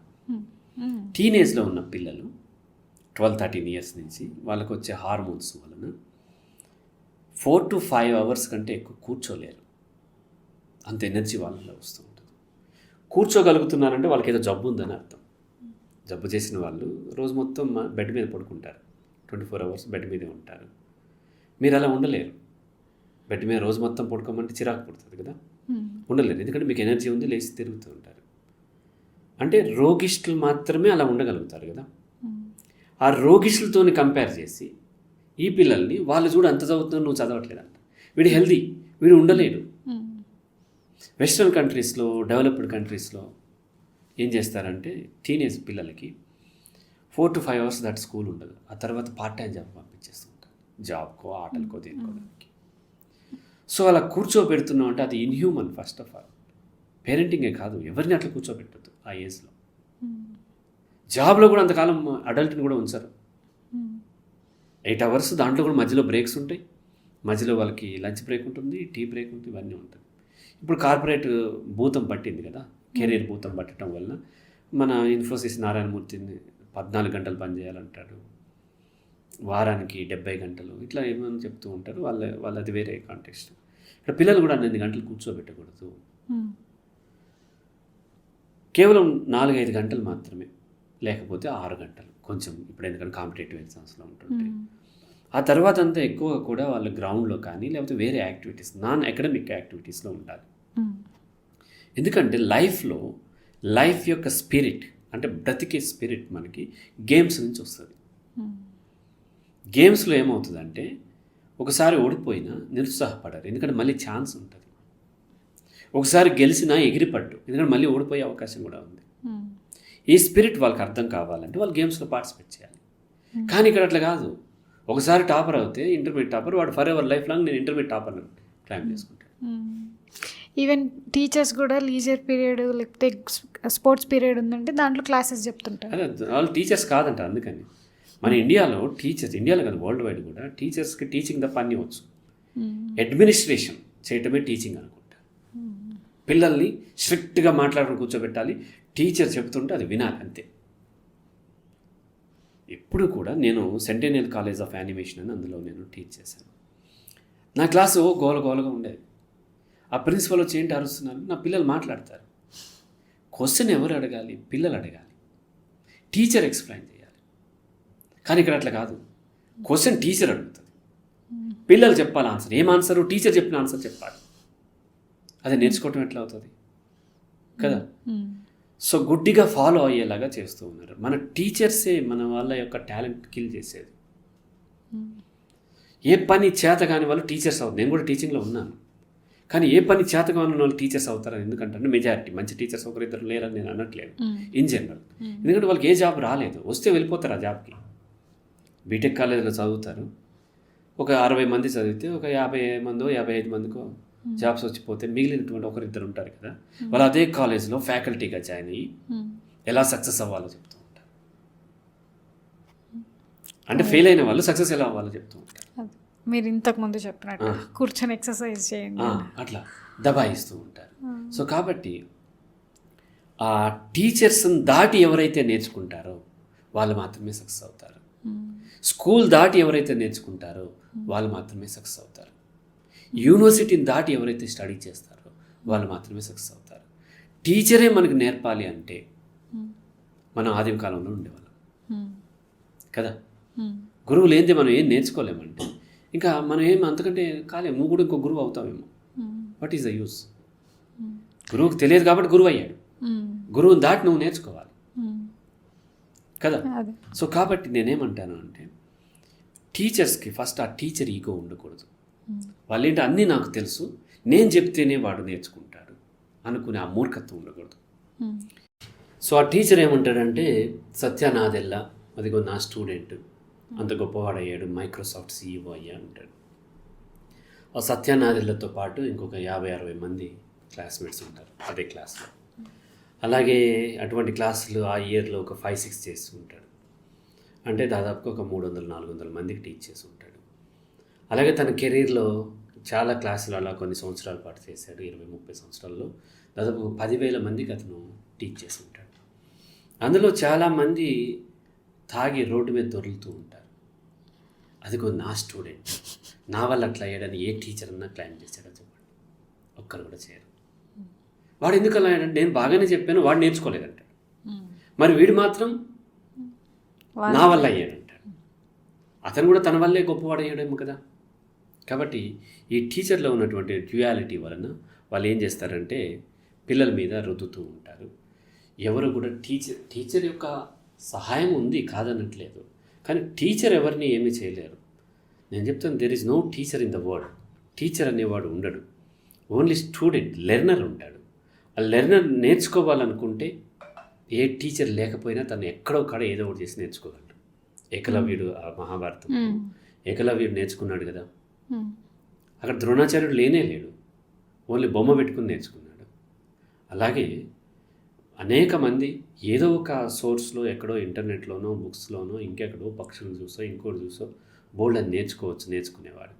వాడికి టీచర్ దొరికితే అడ్వాంటేజ్ అవుతుంది, కానీ టీచర్ ఏం చేయలేడు. నిజంగా టీచరే చేయగలిగితే అందరినీ గొప్ప గొప్ప వాళ్ళని చేసేయాలి కదా, ఎవరో ఒకరిద్దరిని ఎందుకు, అందరికీ ఈక్వల్ మార్క్స్. కాబట్టి ఈ టీచర్స్ ఆ టీచర్ ఈగోతోని పిల్లల యొక్క ఆలోచన శక్తిని, వాళ్ళ యొక్క రేషనాలిటీని, వాళ్ళ యొక్క రీజనింగ్ని కిల్ చేస్తూ ఉంటారు. అందుకని టీచర్స్ డే రోజున నేను ఆ విషయస్ ఎట్లా చెప్తానంటే, నాలో ఉన్న రేషనాలిటీని, నాలో ఉన్నటువంటి రీజనింగ్ని, ఆలోచన శక్తిని చంపేద్దామని చాలా వరకు ట్రై చేసి విఫలమైన టీచర్స్కు శుభాకాంక్షలు అని చెప్తూ ఉంటాను. సో చూసే వాళ్ళకి టీచర్స్కి వ్యతిరేకంగా మాట్లాడదా అనిపించవచ్చు, కానీ ఎక్కువ శాతం ఇది జరుగుతూ ఉంటుంది. టీచర్ హెల్ప్ లేదా అంటే టీచర్ హెల్ప్ కూడా ఉండొచ్చు, కాదనట్లేదు. అన్నిటి హెల్ప్ ఉంటుంది, అన్నిటినీ వాడుకుంటాను నేను. బట్ ఎక్కువ మంది టీచర్స్ అలా రేషనాలిటీని కిల్ చేసి నన్ను ఫాలో అవ్వు, నేను చెప్పిందే తప్ప ప్రశ్నించనివ్వరు. వాడు ఏమైనా ప్రశ్నిస్తే వాడు నోరు ముప్పిస్తారు. అందుకని నేను ఎవరిని ప్రశ్నించను. ఎందుకంటే చిన్నప్పుడు స్కూల్లో ఒక టీచర్ని ప్రశ్నిస్తే చాలా అవమానించాడు సమాధానం తెలియక. అప్పటి నుంచి నన్ను టార్గెట్ చేశాడు. కొడితే ఏనుగు కుంభస్థలాన్ని కొట్టాలన్నాడు, మీరెందుకు కొట్టలేదన్నాను అనేసరికి అప్పటి నుంచి టార్గెట్ చేశాడు. స్కూల్ నుంచి బయటకు వచ్చేదాకా టార్గెట్ చేశాడు అనమాట. అలా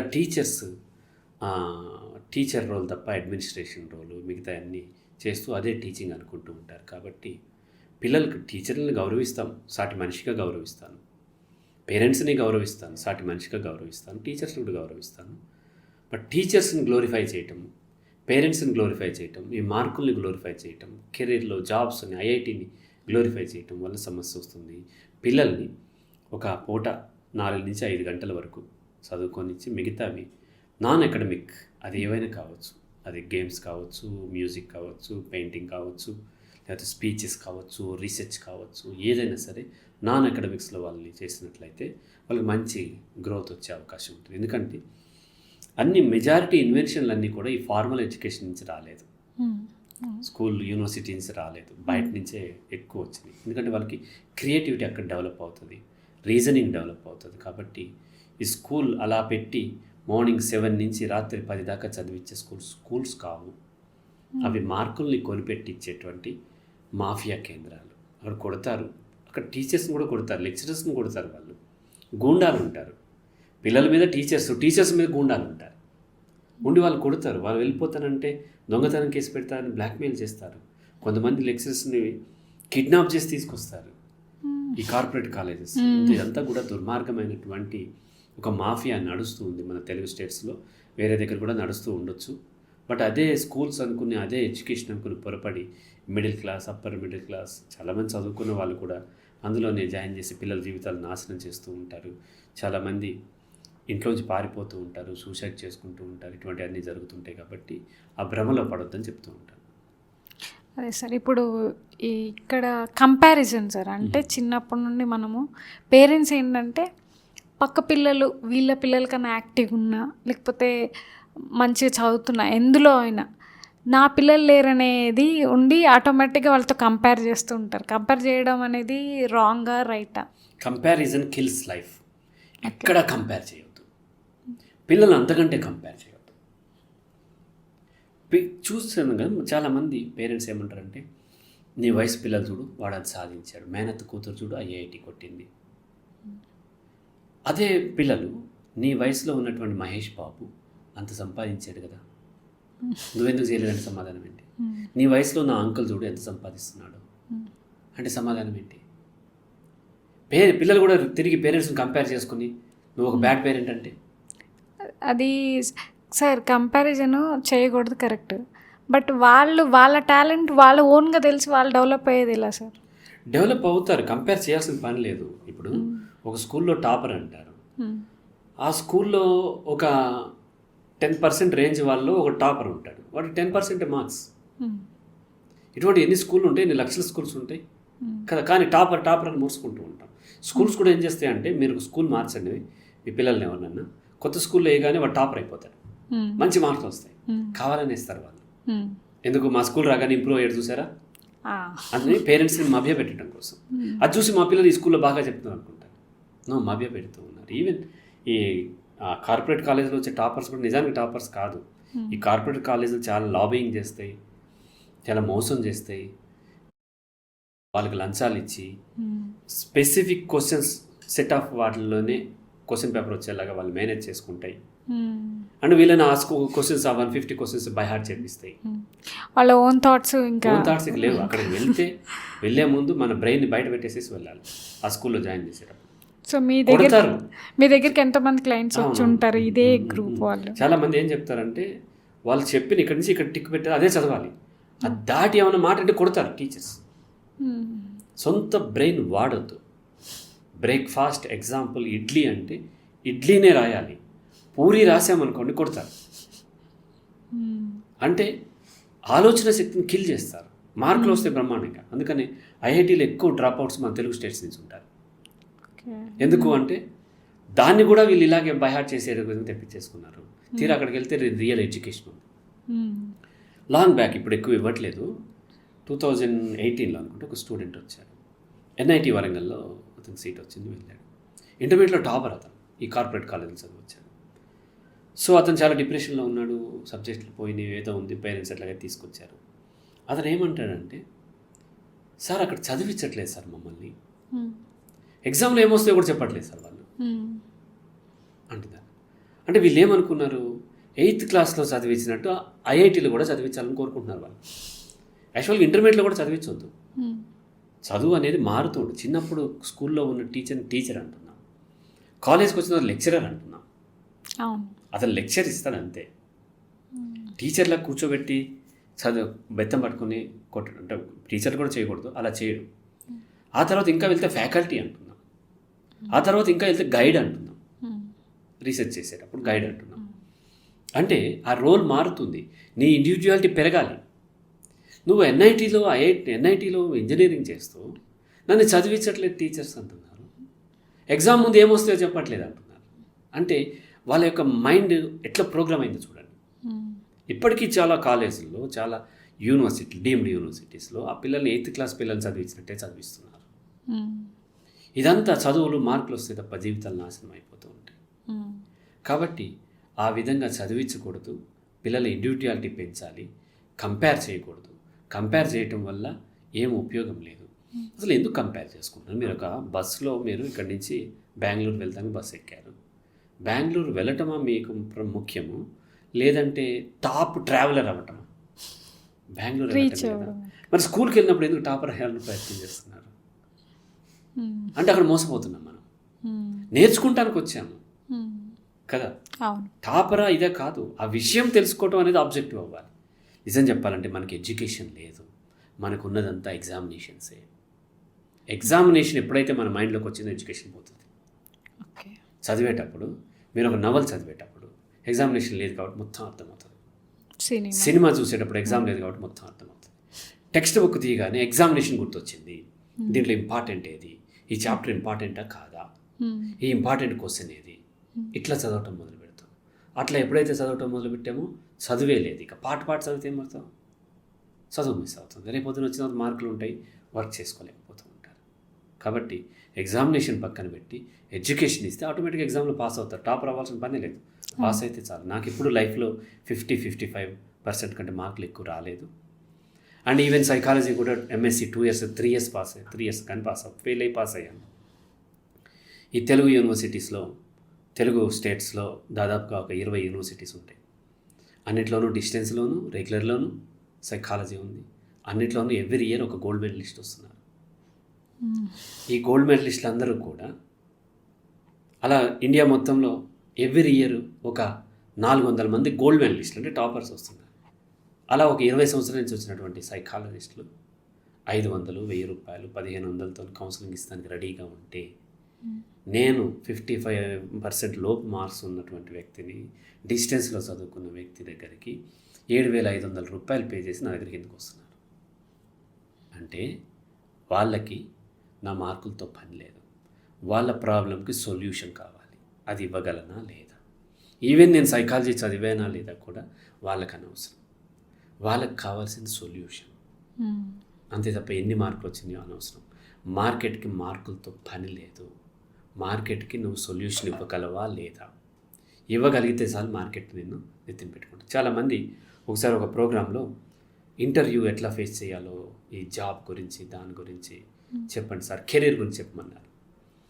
నేనేదో ఈ టిప్స్ టెక్నిక్స్ చెప్తాను, వాళ్ళు వెయిట్ చేశారు. నేను చెప్పింది ఏంటంటే, నీకు జాబ్ రాలేదంటే నీకు టాలెంట్ లేదని అర్థం, సరిపోవటం లేదు, ఇంకా డెవలప్ చేసుకో. నీకు టాలెంట్ ఉంటే మార్కెట్ వదిలిపెట్టదు, తీసుకుపోతుంది, ఎత్తుకుపోతుంది. నీకు 1 లక్ష రూపాయల శాలరీ ఇవ్వాలంటే నీ ద్వారా అతను 10 లక్షలు సంపాదించాలి. నీ ద్వారా 20,000 వస్తుంటే 1 లక్ష రూపాయల శాలరీ ఎక్కడ ఇస్తాడు నీకు? నీ కెపాసిటీని పెంచుకో, నీ సబ్జెక్ట్ని పెంచుకో, నీ స్కిల్ పెంచుకో. ఇవేమీ లేకుండా ఇంటర్వ్యూ టిప్స్తో ఇంటర్వ్యూకి భయపడాల్సిన అవసరం ఏముంది? వాళ్ళే నిన్ను ఫెసిలిటేట్ చేస్తారు. నీలో ఉన్న సబ్జెక్ట్ని గుర్తించడం వాళ్ళ పని కదా. నేను ఎందుకు బెదిరిస్తారు వాళ్ళు? బెదిరించారు. నీకు భయం వేస్తుంది. ఎందుకు భయం వేస్తుంది? నీ దగ్గర సబ్జెక్ట్ లేదు కాబట్టి ఓన్లీ సొల్యూషన్ ఏంటంటే సబ్జెక్ట్ డెవలప్ చేసుకో. మనమేమో సబ్జెక్ట్ డెవలప్ చేసుకోకుండా మార్కులు డెవలప్ చేసుకున్నాం, మార్కులు షీట్లు పెట్టుకున్నాం. కానీ సబ్జెక్ట్ డెవలప్ చేసుకున్నట్లయితే ఇంటర్వ్యూలో కూడా భయం ఉండదు, జాబ్ చేయడానికి భయం, దేనికి భయం ఉండదు. కాబట్టి ముందు సబ్జెక్ట్ మీద ఫోకస్ చేయమని చెప్తూ ఉంటాను. కాబట్టి కంపేర్ చేసుకోవద్దు, సబ్జెక్ట్ వీలైనంతగా నేర్చుకుంటూ ఉంటే చాలు. సార్, మీరు ఇప్పుడు కంపారిజన్ స్టడీస్ జాబ్స్ కాకుండా ఇంట్లో సిబ్లింగ్స్ ఉంటారనుకోండి, పేరెంట్స్కి ఇద్దరి మీద ఒకే రకమైన ప్రేమ ఉంటుందా? అంటే మామూలుగా మనం వింటుంటాం, 2 కళ్ళు, ఇద్దరి మీద సేమ్. నిజంగా ఇద్దరి మీద సేమ్ ఈక్వల్ ప్రేమ ఉంటుందా? ఉంటుంది, ఈక్వల్ ప్రేమే ఉంటుంది. కానీ వాళ్ళ ఎక్స్పెక్టేషన్ తగ్గట్టుగా ఉన్న వాళ్ళ మీద ఎక్కువ ప్రేమ చూపిస్తారు. అదే ఇప్పుడు కంపారిజన్ చాలా మంది ఏం చేస్తారంటే, పిల్లలు కనగానే వాళ్ళ ఫ్యూచర్ని కూడా కనేస్తారు. నా కొడుకు ఇలా అవ్వాలి, అలా అవ్వాలి, కనీసం ఇదన్నా అవ్వాలి, ఇంజనీర్ ఐఏఎస్ అవ్వాలి, లేదంటే ఇంజనీర్ అవ్వాలి, ఐఐటి కావాలి, లేకపోతే కనీసం ఎన్ఐటి, లేకపోతే ఇంకోటి ఏదో దాంట్లో చేయాలి, IIITలో చేయాలని కలలు కంటున్నారు. పిల్లలు కానండి, కానీ వాళ్ళ కళల్ని, వాళ్ళ యొక్క భవిష్యత్తుని మీరు కనకండి. వాళ్ళు ఎలా తయారయ్యారో వాళ్ళే మీ పిల్లలు. యాక్సెప్ట్ చేయడం తెచ్చుకోండి. వాడు స్పోర్ట్స్ మ్యాన్ అయ్యాడు, లేకపోతే ముద్దబ్బాయి అయ్యాడు, సో వాట్. అదే కంపారిజన్ ఇక్కడే స్టార్ట్ అవుతుంది సార్. బయట కూడా అది ఇద్దరు ఉన్నారనుకోండి, ఒకళ్ళు బాగా చదువుతారు, ఒకళ్ళు చదవరు. పోల్చడం ఒకటి, తర్వాత వీళ్ళ గురించి ఎక్కువ ఎఫెక్షన్ చూపిస్తున్నట్టు అదంతా తప్పు. చదువుకున్న వాళ్ళందరూ గొప్ప వాళ్ళు అయిపోలేదు. చదువుకోకుండా కూడా బ్రహ్మాండంగా బిజినెస్లు చేసిన వాళ్ళు ఉన్నారు. టాపర్స్ అందరూ ఇప్పుడు ఎక్కడున్నారు? ఒకసారి సర్వే చేయండి. స్టేట్ టాపర్స్ అందరూ ఎక్కడున్నారు? పెద్ద పెద్ద జాబ్స్లోనన్నా ఉంటే వాళ్ళు ఏదైనా చిన్న చిన్న జాబ్స్లో ఉంటారు, లేదంటే నాలాంటి వాళ్ళ దగ్గర కౌన్సిలింగ్ అన్న తీసుకుంటూ ఉంటారు. ఈ జాబ్స్ ఇచ్చే వాళ్ళందరూ టాపర్స్ కాదు. టాపర్స్కి జాబ్ ఇచ్చే వాళ్ళందరూ నార్మల్ పీపుల్, నార్మల్గా ఏదో మార్కులతో పాస్ అయ్యి వచ్చిన వాళ్ళు. కాబట్టి మార్కులు ఒకటే క్రైటీరియా తీసుకుని పిల్లల్ని కంపేర్ చేస్తుంటారు, బయట వాళ్ళతో కంపేర్ చేస్తుంటారు. అట్లా కంపేర్ చేయొద్దు. అండ్ ఎవరికి ఉండేది వాళ్ళకు ఉంటుంది. ఎవరికి ఎప్పుడు చేంజ్ వస్తుందో కూడా చెప్పలేము. కొంతమంది 8th క్లాస్ దాకా అస్సలు చదవరు, 9th నుంచి చదివేస్తుంటారు, బ్రహ్మాండంగా వెళ్తుంది. కొంతమంది 9th దాకా బ్రహ్మాండంగా చదువుతారు, ఆ తర్వాత డౌన్ అయిపోతూ ఉంటారు. కొంతమంది యాంగ్జైటీ డిజార్డర్లో ఇరుక్కుంటారు, కొంతమంది ఇంకో దాంట్లో పడుతూ ఉంటారు, ఇంకో అమ్మాయి ప్రేమలో పడతాడు, లేకపోతే సినిమా పిచ్చిలో పడతాడు. అనేకం మారిపోతూ ఉంటాయి. ఇప్పుడున్న స్థితి శాశ్వతంగా ఉండదు. కాబట్టి ఇప్పుడున్న దాన్ని ఒకదాన్ని తీసుకుని అతను అవమానిస్తూ, వీడు చదవట్లేదు, వాడు చదువుతున్నాడు, వాడు గొప్పోడు, వీడు నా కళలు నెరవేర్చుతాడు. పిల్లలు మీ కళలు నెరవేర్చడానికి పుట్టలేదు, వాళ్ళ జీవితాన్ని వాళ్ళు బ్రతకడానికి పుట్టారు. పేరెంట్స్ చేసే పొరపాటు ఏంటంటే, పిల్లల భవిష్యత్తును వీళ్ళు కళలు కంటూ ఉంటారు. అది కనొద్దు. జస్ట్ పిల్లలు పుట్టారు, వాళ్ళకి సపోర్ట్ ఇవ్వండి, వాళ్ళతో ప్రేమగా ఉండండి. ఆటోమేటిక్గా వాళ్ళన్నీ నేర్చుకుని వాళ్ళకి కావాల్సింది ఏదో చేస్తారు. వాళ్ళు మారిపోతాయి. చిన్నప్పుడు ఏదో చేస్తా అంటాడు, అబ్బా నా కొడుకు కలెక్టర్ అయిపోతా అన్నాడు అని చెప్పి కలలు. అప్పటికే మారిపోయి ఇంకో తర్వాత సినిమా హీరో అవుతా అంటాడు. అది కూడా ఎక్కువ కాలం ఉండదు, ఫోటోగ్రాఫర్ అవుతా అంటాడు. ఆ తర్వాత ఇంకోటి ఇది చేస్తూ ఉంటాడు. ఇట్లా మారుతూ ఉంటాయి. కాబట్టి మారనివ్వండి, ఎప్పుడో తనకి ఇది వేస్ట్ అనిపిస్తుంది, ఏది కరెక్ట్ అనిపించిన డెసిషన్ తీసుకుంటాడు. ఆప్షన్ కిల్ చేయకుండా ఓపెన్గా అన్నీ ఉంచినట్లయితే వాళ్ళకి కావాల్సిన ఏదో ఇంట్రెస్ట్తోనే ఏదైనా సాధించగలరు తప్ప పేరెంట్స్ బలవంతంగా ఇంపోజ్ చేయడం వల్ల వాళ్ళు ఏది సాధించలేరు. వాళ్ళ మీద ఎలాంటి ఇంపాక్ట్ పడుతుంది సార్? అంటే ఇప్పుడు కంపేర్ చేయడం ఒకటి, వాళ్ళు ఏం సాధించకపోతే వీళ్ళు ఎంకరేజ్ చేయకపోగా కంపేర్ చేయడం వల్ల వాళ్ళ మైండ్ స్టేటస్ ఎలా ఉంటుంది? ఖచ్చితంగా కసి పెరుగుతుంది, ఇంట్రెస్ట్ తగ్గిపోతుంది. కొంతమంది ఏమో యాంగ్జైటీ డిజార్డర్లు ఎదుర్కొంటారు, కొంతమంది ఏమో కన్నింగ్గా మారి మోసం చేయటం, పేరెంట్స్ని మోసం చేయటం, ఇతరులు మోసం చేయటం పెరిగే అవకాశాలు ఉంటాయి. కాబట్టి తప్పేం లేదు. వ్యవసాయం ఇప్పుడు ఎంసీఏ చదివి మొన్న క్లయింట్ నేను వ్యవసాయం చేస్తున్నాను సార్ అని తప్పేముంది అందులో కదా. మంచిగా పండిస్తాడు, మంచి ఫుడ్ తింటున్నాడు, హెల్తీగా ఉన్నాడు. ఇతనేమో ఇంకొకతనేమో వెళ్ళిపోయి ఏదో చేసి సాఫ్ట్వేర్ ఇంజనీర్ అయ్యి జంక్ ఫుడ్ అంతా తిన్నాడు, కెమికల్స్ తిన్నాడు, హెల్త్ అంతా పాడు చేసుకున్నాడు. కానీ మనకి ఆరోగ్యవంతమైనటువంటి రైతొద్దు, కొడుకు అట్లా ఉండొద్దు. కానీ అనారోగ్యం ఉన్న సాఫ్ట్వేర్ ఇంజనీర్, వాడు పొట్ట పెంచేసుకున్నా, బీపీ ఉన్నా, షుగర్ ఉన్నా, ఏం వచ్చేస్తున్నా పర్లేదు, కానీ సాఫ్ట్వేర్. ఎందుకంటే అది ఉంటే కట్నం ఎక్కువ వస్తుంది. ఎంతసేపు ఇదంతా ఎందుకు చదివించేది, మళ్ళీ వ్యాపారం, కట్నం ఎక్కువ వస్తుంది. అమ్మాయిని కూడా చదివించేది ఎందుకు, ఇంకా ఎక్కువ ప్యాకేజ్ ఉన్నోడు దొరుకుతాడు. హెల్తీగా ఉన్నాడు కాదు, ఫ్యాట్ ఉన్నా సరే పర్లేదు, కానీ ప్యాకేజ్ ఎక్కువ ఉండాలి. అది చూసుకుంటూ ఉంటారు. ఈ భ్రమల్లో ఉన్నంతసేపు ఆ విధమైనదే ఉంటుంది. అలా ఉండటం వల్ల జీవితాలు ఎక్కువ శాతం ఫెయిల్ అవుతూ ఉంటాయి. అందరూ బాగానే ఉన్నారు కదా అనిపిస్తుంది. అలా చేసుకున్న వాళ్ళు కూడా చాలామంది చుట్టాల్లో బాగానే ఉన్నారు కదా, వాళ్ళకి ఏం బాధలు ఉన్నాయో మీకు తెలియదు, నాకు తెలుస్తాయి. నా దగ్గరకు వచ్చి చెప్పుకుంటారు, చక్కగా నవ్వుతూ హ్యాపీగా. మీ బాధలన్నీ బయట చెప్పుకోలే కదా, వాళ్ళు కూడా చెప్పుకోరు, వాళ్ళు కూడా ఇవన్నీ బయట చెప్పుకోరు. చక్కగా నవ్వుకుంటూ ఉన్నారని మీరు అనుకుంటున్నారు. ఎప్పుడైనా మీ ఫ్లాట్లో కరెంట్ పోయి పక్క ఫ్లాట్లో ఉందనుకోండి, పక్క అపార్ట్మెంట్లో, వాళ్ళని చూసి మీరు తిట్టుకుంటూ ఉంటారు, ఎప్పుడు ఈ లైనే పోతుంది, ఆ లైన్ బ్రహ్మాండంగా ఉంటుంది అని. మీకు ఉండి వాళ్ళకి పోయినప్పుడు మీరు వాళ్ళ మొహం కూడా చూడరు, వాళ్ళు మిమ్మల్ని చూసి సేమ్ అనుకుంటూ ఉంటారు. అలాగే ఎవరి బాధలు వాళ్ళకు ఉంటాయి. లాజిక్ వాడండి. వాళ్ళని చూసి వాళ్ళు ఏదో పైకి చూపిస్తున్నంత నిజం అనుకోవద్దు, వెనకాల బోల్డ్ అన్నీ ఉంటాయి. సార్, ఇప్పుడు జనరేషన్ మారుతుంటే మనకు ఉన్న ఫెసిలిటీస్ ఇవన్నీ చేంజ్ అవుతుంటాయి, పేరెంటింగ్లో కూడా చేంజెస్ వస్తుంటాయి. అయితే మామూలుగా ఇప్పుడు సిబ్లింగ్స్ ఉంటే ఒక రకంగా ఉంటారు. జీన్స్ ఏమన్నా ప్రభావం ఉంటుందా సార్? అంటే జెనెటికల్గా ఫాదర్ అలా ఉంటే, ఇప్పుడు సపోజ్ పిసినారి అనుకోండి, అదే ఫాలో అవుతుందా? అంటే మనం గుడ్ పేరెంటింగ్ జెనెటికల్లీ వచ్చేది ఏంటి అని అంటే బాడీ స్ట్రక్చర్ వస్తుంది, హెయిర్ కలర్, కళ్ళు కలరు, స్కిన్ టోన్, ఇవన్నీ వస్తుంది. బ్రెయిన్ స్ట్రక్చర్ కూడా రావచ్చు. కానీ సోషల్లీ నేర్చుకునేవేవి కూడా జెనెటికల్లీ రావు. Okay, right. క్రికెటే లేనప్పుడు అసలు జీన్స్లో క్రికెటే లేదు కదా, మరి టెండూల్కర్ ఎట్లా క్రికెటర్ అయ్యాడు కదా. ఇక్కడ ప్రతిదీ జెనెటికల్లీ వస్తుందని పొరపడుతూ ఉంటారు. నేను ఒక లాంగ్ బ్యాక్ అంటే లాస్ట్ ఇయరే ఒక దగ్గర ఉంటే మా కొడుకు 10th ఎగ్జామ్ రాస్తున్నాడు, అక్కడ వెయిట్ చేస్తున్నాను. ఇద్దరు పేరెంట్స్ మాట్లాడుకుంటున్నారు. ఆ ఫాదర్ ఏమంటున్నాడంటే, తన కొడుకు చిన్నప్పుడే బ్రెయిన్ ప్రింట్ తీపిచ్చాను,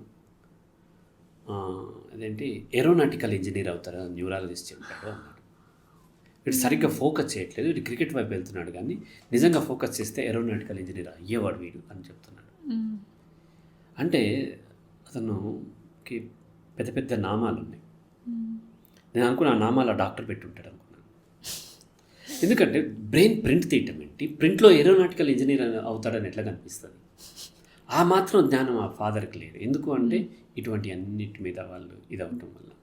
సో కాబట్టి ఆ విధంగా పిల్లలు జెనెటికల్లీ ఏదన్నా వచ్చినప్పుడు, ఇదిగో మీ మేనమామకు ఉంది, మేనత్తకు ఉంది, మేనత్త బుద్ధులు వచ్చినాయి. ఎవరి దగ్గర? నీ దగ్గర పెరిగింది. మేనత్త బుద్ధులు ఎందుకు వస్తాయి? పెరిగింది నీ దగ్గర. సక్సెస్ అయింది ఏది కూడా మీ మేనత్తలాగా సక్సెస్ అయ్యవని అమ్మ అన్నది.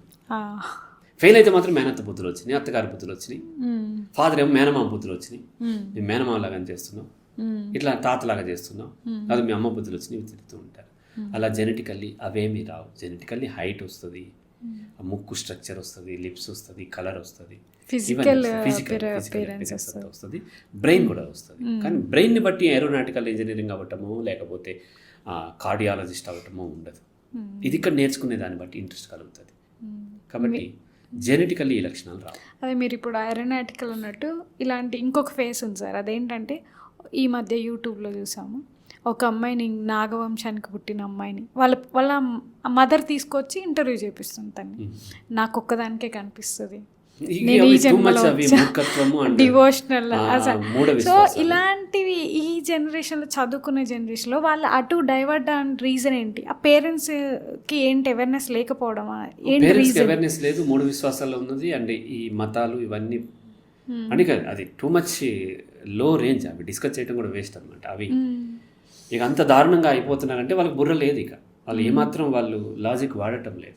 దాన్ని మామూలుగా యూట్యూబ్ ఛానల్స్లో వాళ్ళకి రీచ్ కావాలి. కాబట్టి వీళ్ళని ఎక్స్ప్లాయిట్ చేస్తూ, పిల్లల్ని ఎక్స్ప్లాయిట్ చేస్తూ, అగో 3 నెలల అమ్మాయి అన్ని పద్యాలు చెప్పేస్తుంది, లేకపోతే 6 నెలలకి మాటలు వచ్చినాయి, ఏవో చెప్తూ ఉంటారు. అలాగే కొంతమంది 15 సంవత్సరాలకి CA పాస్ అయిపోయింది అమ్మాయి, ఇటువంటి కూడా చేస్తూ ఉంటారు. అది కూడా రాంగ్ అంటాను. పిల్లల యొక్క బాల్యాన్ని చంపేయొద్దు, ఏదో సాధించడం కోసం అట్లా చంపేయొద్దు. ఈ మూఢ విశ్వాసాలు ఇవన్నీ ఖచ్చితంగా పేరెంట్స్ ఇవే. కొన్ని మూఢ విశ్వాసాల్లోకి వెళ్ళిన తర్వాత పిల్లలు చంపేసుకుంటారు కూడా. సో కాబట్టి జారటం మొదలైన తర్వాత ఆ కొండ నుంచి ఎక్కడి దాకా జారుతాం అనేది చెప్పలేము, లోయలోకి దాకా వెళ్ళిపోతాం.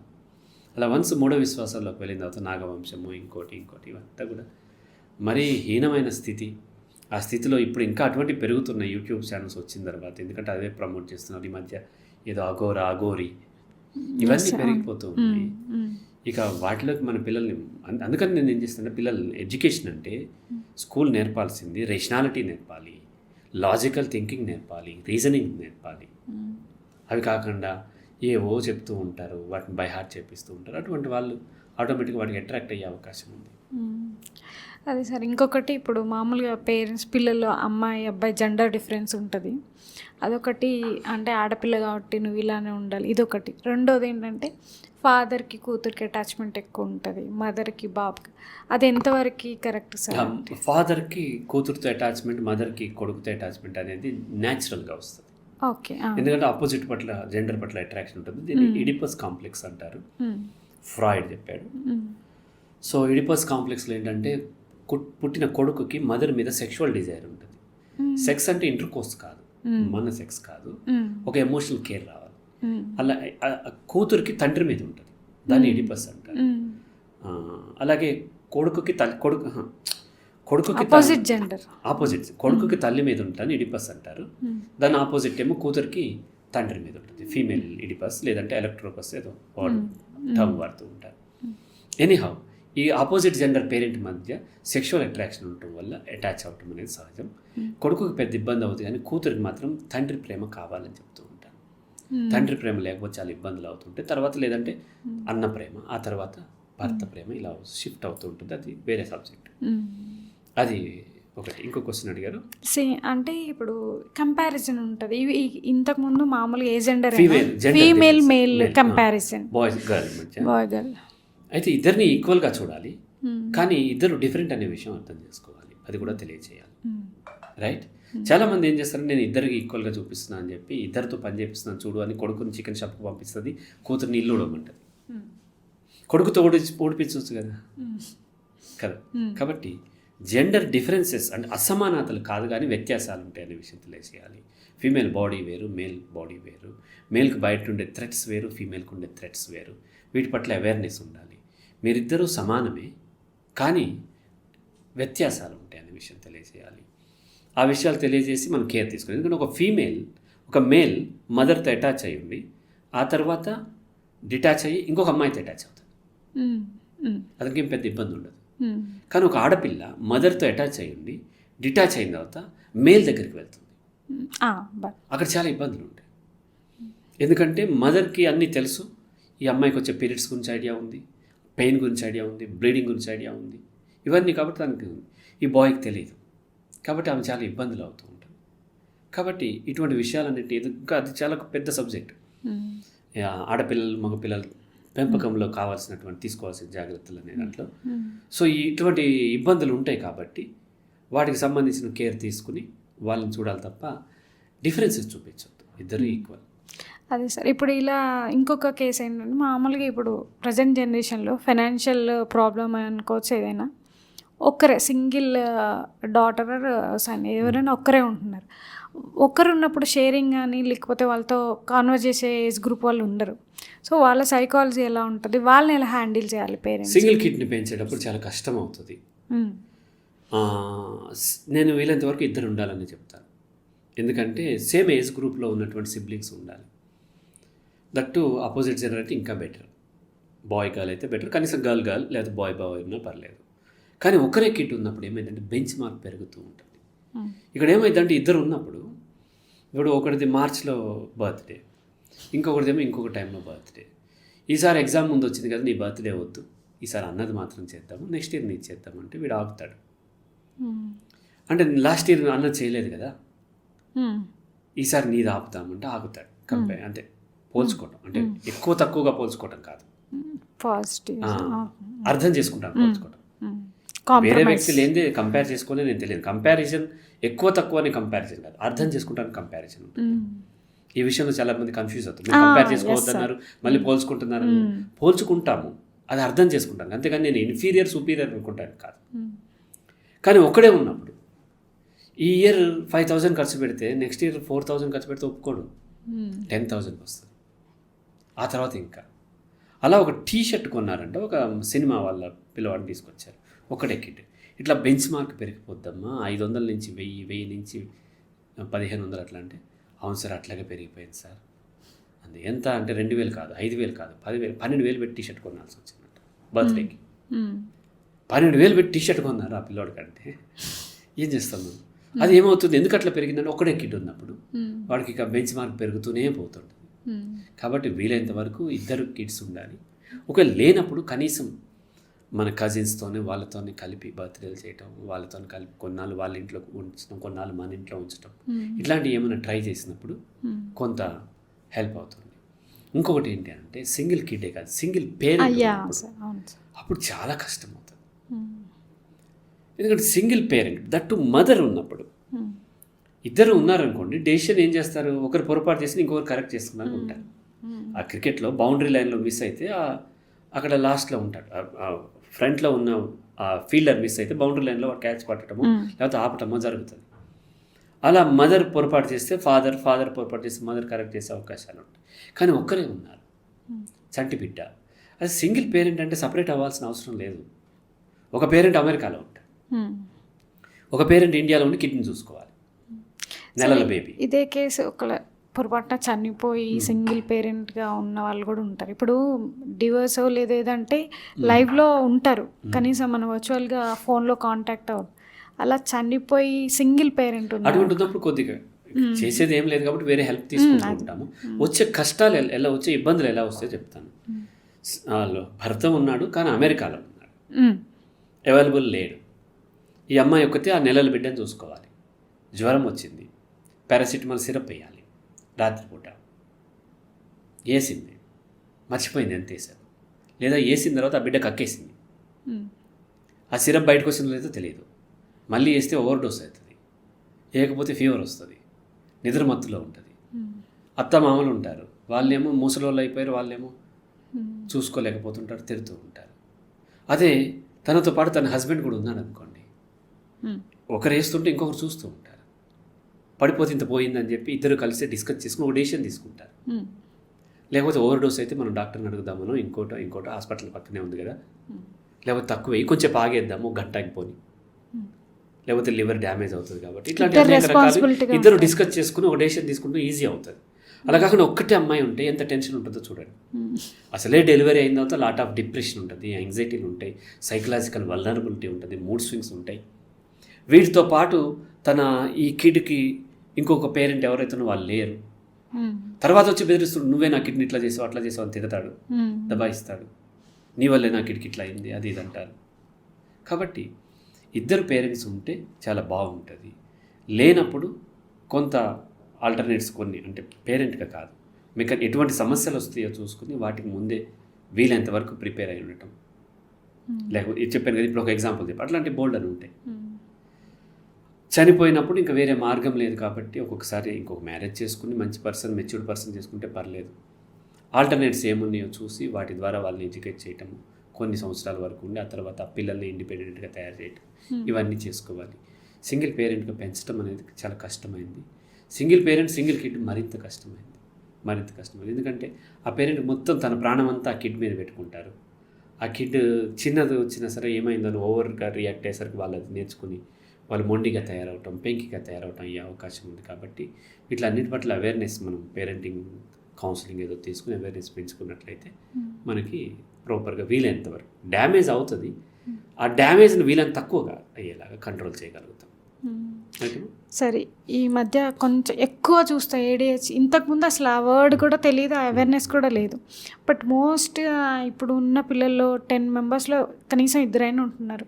అసలు ఏంటి మెయిన్ రీజన్ ఏంటి? ADHD, డిస్లెక్సియా, ADHD, ఆటిజం, ఈ 3 ఒక ఆర్డర్లో ఉంటాయి. వెరీ మైల్డ్గా ఉన్న వాళ్ళకి డిస్లెక్సియా ఉంటుంది, తర్వాత ADHD, ఆ తర్వాత ఆటిజంలో మళ్ళీ గ్రేడ్స్ ఉన్నాయి. రూట్ కాజ్ ఎక్కడెక్కడో ట్రై చేస్తూ ఉంటారు. స్క్రీన్ చూపించడం వల్ల వచ్చిందని కొంతమంది, న్యూరోలాజికల్ ప్రాబ్లం అని కొంతమంది, ఇక్కడ రకరకాలుగా వాళ్ళ టాలెంట్ చూపించి వ్యాపారం చేసుకుంటూ ఉంటారు. దీనికి ముఖ్య కారణం ఏంటి అని అంటే మారినటువంటి లైఫ్ స్టైల్స్, ఫిజికల్ యాక్టివిటీ లేకపోవటము, హై క్యాలరీస్ ఉన్నటువంటి హై కార్బోహైడ్రేట్స్ ఉన్న షుగర్స్ని ఎక్కువగా కన్జ్యూమ్ చేయటం, రూమ్లోనే ఉండటం, అటాచ్డ్ బాత్రూమ్స్, ఇక్కడే ఉండటం, ఎక్కువ తిరిగే అవకాశం తగ్గిపోయింది. నా చిన్నప్పుడు రోజుకి కనీసం 2 కిలోమీటర్లు తిరగాల్సి వచ్చేది ఒక 6 సంవత్సరాలప్పుడు. తాతయ్యతో అక్కడికి వెళ్ళటం, బావి దగ్గరికి వెళ్ళటం, వాష్రూమ్ ఎక్కడో ఉంటుంది, లేకపోతే బయటికి వెళ్ళటం, ఇవన్నీ ఉంటాయి. నేను తీసుకునేటువంటి కార్బోహైడ్రేట్స్తో పోలిస్తే అదే 6 సంవత్సరాలు ఉన్నటువంటి ఇప్పుడు ఉన్నటువంటి కిడ్ 10 టైమ్స్ ఎక్కువ కన్జ్యూమ్ చేస్తున్నారు. నా చిన్నప్పుడు ఓన్లీ రైస్ తినేవాళ్ళం, కొంచెం ఎప్పుడన్నా కొంచెం చాక్లెట్స్ అనేవి ఇయర్లీ ట్వైస్ దొరుకుతాయి. ఇప్పుడు ఆగస్ట్ 15కి, జనవరి 26కి మాకు దొరుకుతాయి. ఆ జీడీలని, పప్పు చెక్కలని, చిక్కీ అంటారు కదా, అటువంటి కొన్ని దొరికాయి, బెల్లంతో తయారు చేస్తాయి. ఇప్పుడైతే బెల్లం కూడా షుగర్తో తయారవుతుంది, అది వేరే విషయం. ఇక కూల్ డ్రింక్స్ అంటే దేవతలు తాగుతారు, అంత ఇదిగా ఉండేది. ఇప్పుడు పిల్లలకి కూల్ డ్రింక్స్ ఉన్నాయి, కోకోకోలాలు ఉన్నాయి, చాక్లెట్స్, పెద్ద పెద్ద చాక్లెట్స్, నాక్కుంటా తినాలని రకరకాల అడ్వర్టైజ్మెంట్స్, వాటితో విపరీతంగా కార్బోహైడ్రేట్స్ వాళ్ళు కన్జ్యూమ్ చేస్తున్నారు. నాతో పోలిస్తే 10 to 20 టైమ్స్ ఎక్కువ కార్బోహైడ్రేట్స్ నా ఏజ్లో ఉన్న పిల్లలు, చిన్నప్పుడు 6 years నేను తిరిగిన దాంట్లో 10% కూడా వాళ్ళు ఫిజికల్ యాక్టివిటీ లేదు. ఈ ఎక్సెస్ ఎనర్జీ అంతా ఎక్కడికి పోవాలి? అయితే ఒబేస్ అవ్వాలి, లేదంటే ఎనర్జీ కింద మారుతుంది, లేదంటే డయాబెటిక్ అయి చనిపోవాలి. పిల్లలు డయాబెటిక్ కారు, ఒబేస్ అవ్వట్లేదు, మరి ఎనర్జీ ఎక్కడికి పోతుంది? హైపర్ కదా. ఎనర్జీని మనం ఏమంటాము, అది వెళ్ళిపోతుంది, ఎక్కడికి పోతుంది? మనం ఫిజిక్స్లో ఒకటి చదువుకున్నాం చిన్నప్పుడు, ఎనర్జీని మనం క్రియేట్ చేయలేము, ఎనర్జీని డిస్ట్రాయ్ చేయలేము. ఒక చాక్లెట్లో ఎంత ఎనర్జీ ఉంది, ఆ ఎనర్జీ మామూలు ఫుడ్ తీసుకుంటేనే వాళ్ళు 24 hours తీసుకునే ఫుడ్కి 36 hours ఆడుకున్నా అది సరిపోదు, అంత ఎనర్జీ ఉంటుంది పిల్లల్లో. ఇటువంటి జంక్ ఫుడ్ అంతా తింటున్నారు. ఒక ఏనుగుకు ఒక రోజు సరిపడా ఫుడ్ని మనం చిన్న కిడ్కి 6 సంవత్సరాలకి ఇచ్చేస్తున్నాం. ఫిజికల్ యాక్టివిటీ లేదు, అప్పుడు బ్రెయిన్ని హైపర్ చేస్తుంది, బాడీ హైపర్ అవుతుంది. హైపర్ అయ్యి వాళ్ళు సఫర్ అవుతున్నారు. అమ్మాయి సోఫాలో కదులుతూ ఉంటుంది, సఫర్ వీళ్ళేమో క్యారెక్టర్లెస్నెస్ అంటారు, కుదురుగా లేదు అమ్మాయి, సఫర్ అవుతుంది అమ్మాయి. ఆ పిల్లలు సఫర్ అవుతుంది, గట్టిగా అరుస్తూ ఉంటారు, గట్టిగా మాటలు గట్టిగా కొడుతూ ఉంటారు, పరిగెడుతూ ఉంటారు, దాన్ని ఎరగొట్టేస్తారు. ఇదంతా వాళ్ళు సఫర్ అవుతున్నారు. ఇది తెలుసుకోకుండా డాక్టర్ దగ్గరికి వెళ్ళి ఆ సైకియాట్రిక్ డ్రగ్స్ ఇస్తారు, మత్తు మందులు ఇస్తారు. వాళ్ళు మత్తుగా పడుంటే ఆ మందులు పనిచేస్తున్నాయి అనుకుంటారు, ఇక ఆ మందులకు బాడీ అడిక్ట్ అవుతుంది. మందులు మానేస్తే ఇంకా హైపర్ అయిపోతారు, మళ్ళీ మందులు ఇస్తారు. అలా వాళ్ళని ఒబేస్ చేసేస్తారు, జీవితం మొత్తం నాశనం చేస్తూ ఉంటారు. పేరెంట్స్కి అవేర్నెస్ కావాలి, దీనికి కంప్లీట్ కౌన్సిలింగ్ నా దగ్గర ఉంటుంది. పేరెంట్స్కి ఇస్తాను, పిల్లలకి ఉండదు. పిల్లలకి థెరపీ ఉంటుంది వేరే. పేరెంట్స్కి అవేర్నెస్, నాకు తెలుసు సార్ ఆటిజం తెలుసు సార్, ఆటిజం ఉన్న వాళ్ళు ఇట్లా ఉంటారు, ఇట్లా ఉంటారు కాదు, ఎందుకు ఆటిజం వచ్చింది, ఏం పొరపాటు జరుగుతుందో తెలుసుకోవాలి. హైలీ ఎడ్యుకేటెడ్ పీపుల్ కూడా అవేర్నెస్ లేదు. లేక డాక్టర్ దగ్గర తీసుకుపోతారు, వాళ్ళు టాలెంట్ చూపిస్తూ ఉంటారు. థెరపిస్టులు వాళ్ళు అంతే, బెదిరించి థెరపీ ఇస్తూ ఉంటారు. ఇట్లా వాళ్ళకే తెలియదు. ఫస్ట్ ఆఫ్ ఆల్ ఏదైనా ఒక సమస్య వస్తే ప్రతి ఒక్కళ్ళు దాన్ని క్యాష్ చేసుకోవాలనుకుంటారు, రైట్? థెరపిస్టులు వచ్చేస్తారు, వాళ్ళ పిల్లలకే వాళ్ళు థెరపీ ఇవ్వలేరు, అందరికీ థెరపీ ఇస్తూ ఉంటారు, వాళ్ళు థెరపీ సెంటర్ పెట్టేస్తూ ఉంటారు. అలాగే డాక్టర్లు అంతే, వాళ్ళు ఎవరు వచ్చినా ఆ మందులు క్లోనోజెఫామ్, ఫ్లోయాక్సిన్ ఇవన్నీ రాసి పడేస్తుంటారు. సరే, ఇలాంటి మేజర్ ప్రాబ్లం అనే కాదు, పేరెంటింగ్ అనేది ఎంత ఇంపార్టెంట్ అంటే, ఐ మీన్ మీలాంటి సైకాలజిస్టులు ఎవరైనా అప్రోచ్ అవ్వడం వల్ల యూజ్ ఏంటి? పేరెంటింగ్ ఒకటే ఇంపార్టెంట్ కదా, మీకు అంతకంటే ఇంపార్టెంట్ ఏముంటుంది? మనం ఇంత కష్టపడేది పిల్లల కోసమే కదా, అంత అమెరికా వెళ్ళేది మన పిల్లల కోసమే, మన పగలు రాత్రులు నైట్ డ్యూటీలు ఇవన్నీ చేసేది పిల్లల కోసమే కదా. ఆ పిల్లల కోసం దిక్కుమాలిన జాబ్ చేయటం కోసం 16 నుంచి 20 సంవత్సరాలు చదివాము, కొన్ని లక్షల కోట్లు ఖర్చు పెట్టాము. పిల్లల జీవితాలు సరిదిద్దడానికి ఎంత మనం ఖర్చు పెట్టాలి, ఎంత చదవాలి కదా, అది మాత్రం చదవక్కర్లేదు. అక్కడ ఒక ఈగో అడ్డుపడుతుంది. పిల్లలు పెంచడం కూడా ఈ రోజుల్లో నేర్పుతున్నారంట, ఎంత విడ్డూరం అయిపోయింది ఈ సమాజం అంటూ ఉంటారు పెద్దవాళ్ళు. నేర్చుకోవాల్సిందే అదే. నీకు జాబ్ లేకపోయినా పర్లేదు, పేరెంటింగ్ నేర్చుకో. నీ దగ్గర డబ్బు లేకపోయినా పర్లేదు, పేరెంటింగ్ ఉంటే నీ పిల్లల్ని బ్రహ్మాండంగా తయారు చేయగలుగుతాం. బ్రహ్మాండంగా తయారు చేయడం బాగా డబ్బు సంపాదించేవాడని కాదు, ధైర్యంగా, సెల్ఫ్ సఫిషియెంట్గా, కరేజ్తో హై సెల్ఫ్ ఎస్టీమ్ పెంచగలుగుతాం. కాబట్టి పేరెంటింగ్ కోసం ఎంత టైం స్పెండ్ చేసినా తప్పు లేదు, ఎంత డబ్బు స్పెండ్ చేసినా తప్పు లేదు. నేను ఇప్పుడు ఎక్కువ పేరెంటింగ్ కౌన్సిలింగ్ ప్రోగ్రామ్స్ కూడా ఎక్కువ ఇవ్వట్లేదు, నాకు టైం సరిపోక. సో కొంతమంది అడిగిన వాళ్ళకి చాలా తక్కువ మందికి ఇస్తూ ఉంటాను. అంతెందుకు ఇంతెందుకు అని బేరం ఆడుతుంటారు. దాని విలువ వాళ్ళకి తెలియక అంత ఖర్చు పెట్టండి పేరెంటింగ్కి ఇంత, పిల్లలకి తీసుకొచ్చి వాళ్ళకి కౌన్సిలింగ్ ఇవ్వమంటారు. నేను 18 years లోపు కౌన్సిలింగ్ ఇచ్చిన పని చేయదు. పిల్లల్లో ఏ తప్పైనా పేరెంట్స్దే తప్పు, పేరెంట్స్లోనే మార్పు రావాలి. చాలామంది ఏంటంటే పేరెంట్స్ డబ్బులు ఇచ్చేవాళ్ళు కదా, ఆ పిల్లల్ని తీసుకొస్తే ఈ పిల్లల్ని చూసావా అమ్మా నాన్న ఎంత కష్టపడుతున్నారు, వాళ్ళ మాట వినాలి నువ్వు, మంచిగా చదువుకోకుండా. ఎందుకంటే వాళ్ళకి సపోర్ట్గా చెప్తే వాళ్ళు మళ్ళీ తీసుకొస్తారు. నేను అట్లా చెప్పను, మీదే తప్పు, పిల్లలది ఏ తప్పు లేదు. మీరు నా దగ్గర తీసుకురాకపోయినా పర్లేదు, ఇంకో దగ్గర తీసుకుపోండి, కాదనట్లేదు. కానీ తప్పు మీ వల్లే పిల్లలు ఇలా అయ్యారు. ఫస్ట్ మీరు మారాలి, మీరు మారకుండా పిల్లలు మారరు. నా పిల్లలు కౌన్సిలింగ్ ఇవ్వండి, కౌన్సిలింగ్ 8 years బాబుకు కూడా కౌన్సిలింగ్ మంది వేస్తారు. నేను ఎందుకు రేట్ ఎక్కువ పెడతానంటే ఇటువంటివన్నీ ఫిల్టర్ అయిపోతాయి. పేరెంట్స్ కౌన్సిలింగ్ తీసుకోవాలి, పేరెంటింగ్ అర్థం చేసుకోవాలి. ఈవెన్ ఇప్పుడు నేను ఈరోజు వెన్స్డే కదా, నిన్న మార్నింగ్ ఇచ్చినటువంటి క్లయింట్ అమెరికాలో ఉంటారు. వాళ్ళ పిల్లలిద్దరికి, ఒక అతనికి డిప్రెషన్ ఉంది, 16 years అమ్మాయికి ఓసిడి ఉంది. ఆ పిల్లలకి ఎంత ఇవ్వమన్నా నేను అపాయింట్మెంట్ ఇవ్వలేదు. వాళ్ళు తిట్టుకున్నారు, వాళ్ళ మదర్ కోపం వచ్చింది, అన్నీ చేసింది, అయినా ఇవ్వలేదు. అక్కడ అమెరికా వెళ్ళిన తర్వాత మొత్తం వివరించి వాళ్ళ ఫాదర్కి 2 నెలల పాటు నేను కౌన్సిలింగ్ ఇచ్చాను. ఆ ఫాదర్కి మొత్తం అర్థమైతే ఇప్పుడు ఆ పిల్లలకి మూల కారణం ఏంటో తెలుస్తుంది, తను హ్యాండిల్ చేయగలుగుతాడు, అవసరమైతే కౌన్సిలింగ్ కూడా తను ఇవ్వగలుగుతాడు, కౌన్సిలర్ హెల్ప్ కూడా తీసుకోగలుగుతాడు. ఫస్ట్ వాళ్ళల్లో మార్పు రావాలి, పేరెంట్స్లో మార్పు రావాలి. పేరెంట్స్లో మారకుండా పిల్లల్లో మార్పు రాదు. కాబట్టి పేరెంటింగ్ అనేది అన్నిటికంటే ఇంపార్టెంట్. అనేక సమస్యలు రేపొద్దున కొన్ని కోట్ల రూపాయలు ఖర్చు పెట్టినా ఇందు నుంచి బయటకు రాలేరు. అటువంటి సమస్యల్ని ముందే ప్రివెంట్ చేయగలుగుతారు. కాబట్టి ప్రతి పేరెంట్ కూడా పెళ్ళి కాకముందే నేను కౌన్సిలింగ్ తీసుకోమంటాను. పెళ్ళి కాకముందే కౌన్సిలింగ్ తీసుకోండి, ఎలా ఉంటుందనేది పిల్లలు ప్లాన్ చేసుకోండి. పెళ్ళి అయిపోయిన వెంటనే ఫటాఫట పిల్లల్ని కనబడేస్తూ ఉంటారు.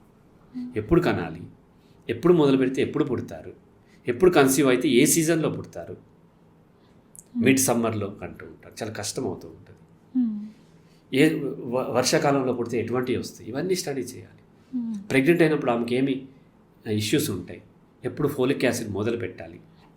ప్రెగ్నెంట్ అయినట్టు తెలియదే తెలియదు, 3వ నెల దాకా ఆమెకి పీరియడ్స్ రాకపోతే అప్పుడు డాక్టర్ దగ్గరికి వెళ్తే డాక్టర్ చెప్పేదాకా వాళ్ళకి తెలియదు. అంత మూర్ఖంగా ఉంటుంది, ఈవెన్ ఎడ్యుకేటెడ్ కూడా. కాబట్టి ఇవన్నీ ప్లాన్ చేసుకోండి. పేరెంటింగ్ అనేది పిల్లలు పుట్టకముందు స్టార్ట్ చేయాలి. నేను చెప్పాను కదా, పెళ్ళి కాకముందే నా పిల్లల్ని నేను చదివిస్తున్నాను అన్నాను కదా. ఈ విషయాల పట్ల నేను నా పేరెంటింగ్ క్లాసెస్కి ఈవెన్ మ్యారేజ్ కాని వాళ్ళు కూడా అటెండ్ అయ్యారు.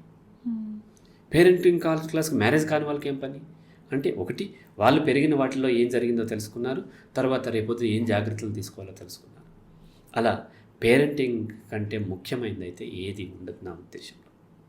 పేరెంటింగ్ ప్రాపర్గా ఉంటే ఈ సమాజం చాలా గొప్పది అవుతుంది, ఈ దేశం చాలా ఉన్నతంగా మారుతుంది, ఈ ప్రపంచం కూడా చాలా ఉన్నతంగా ఉంటుంది. కాబట్టి ఇంకా ఎక్కడ ట్రై చేయకపోయినా పేరెంటింగ్ దగ్గర ట్రై చేసినట్లయితే మొత్తం సమాజం మారుతుంది. రైట్ అమ్మా?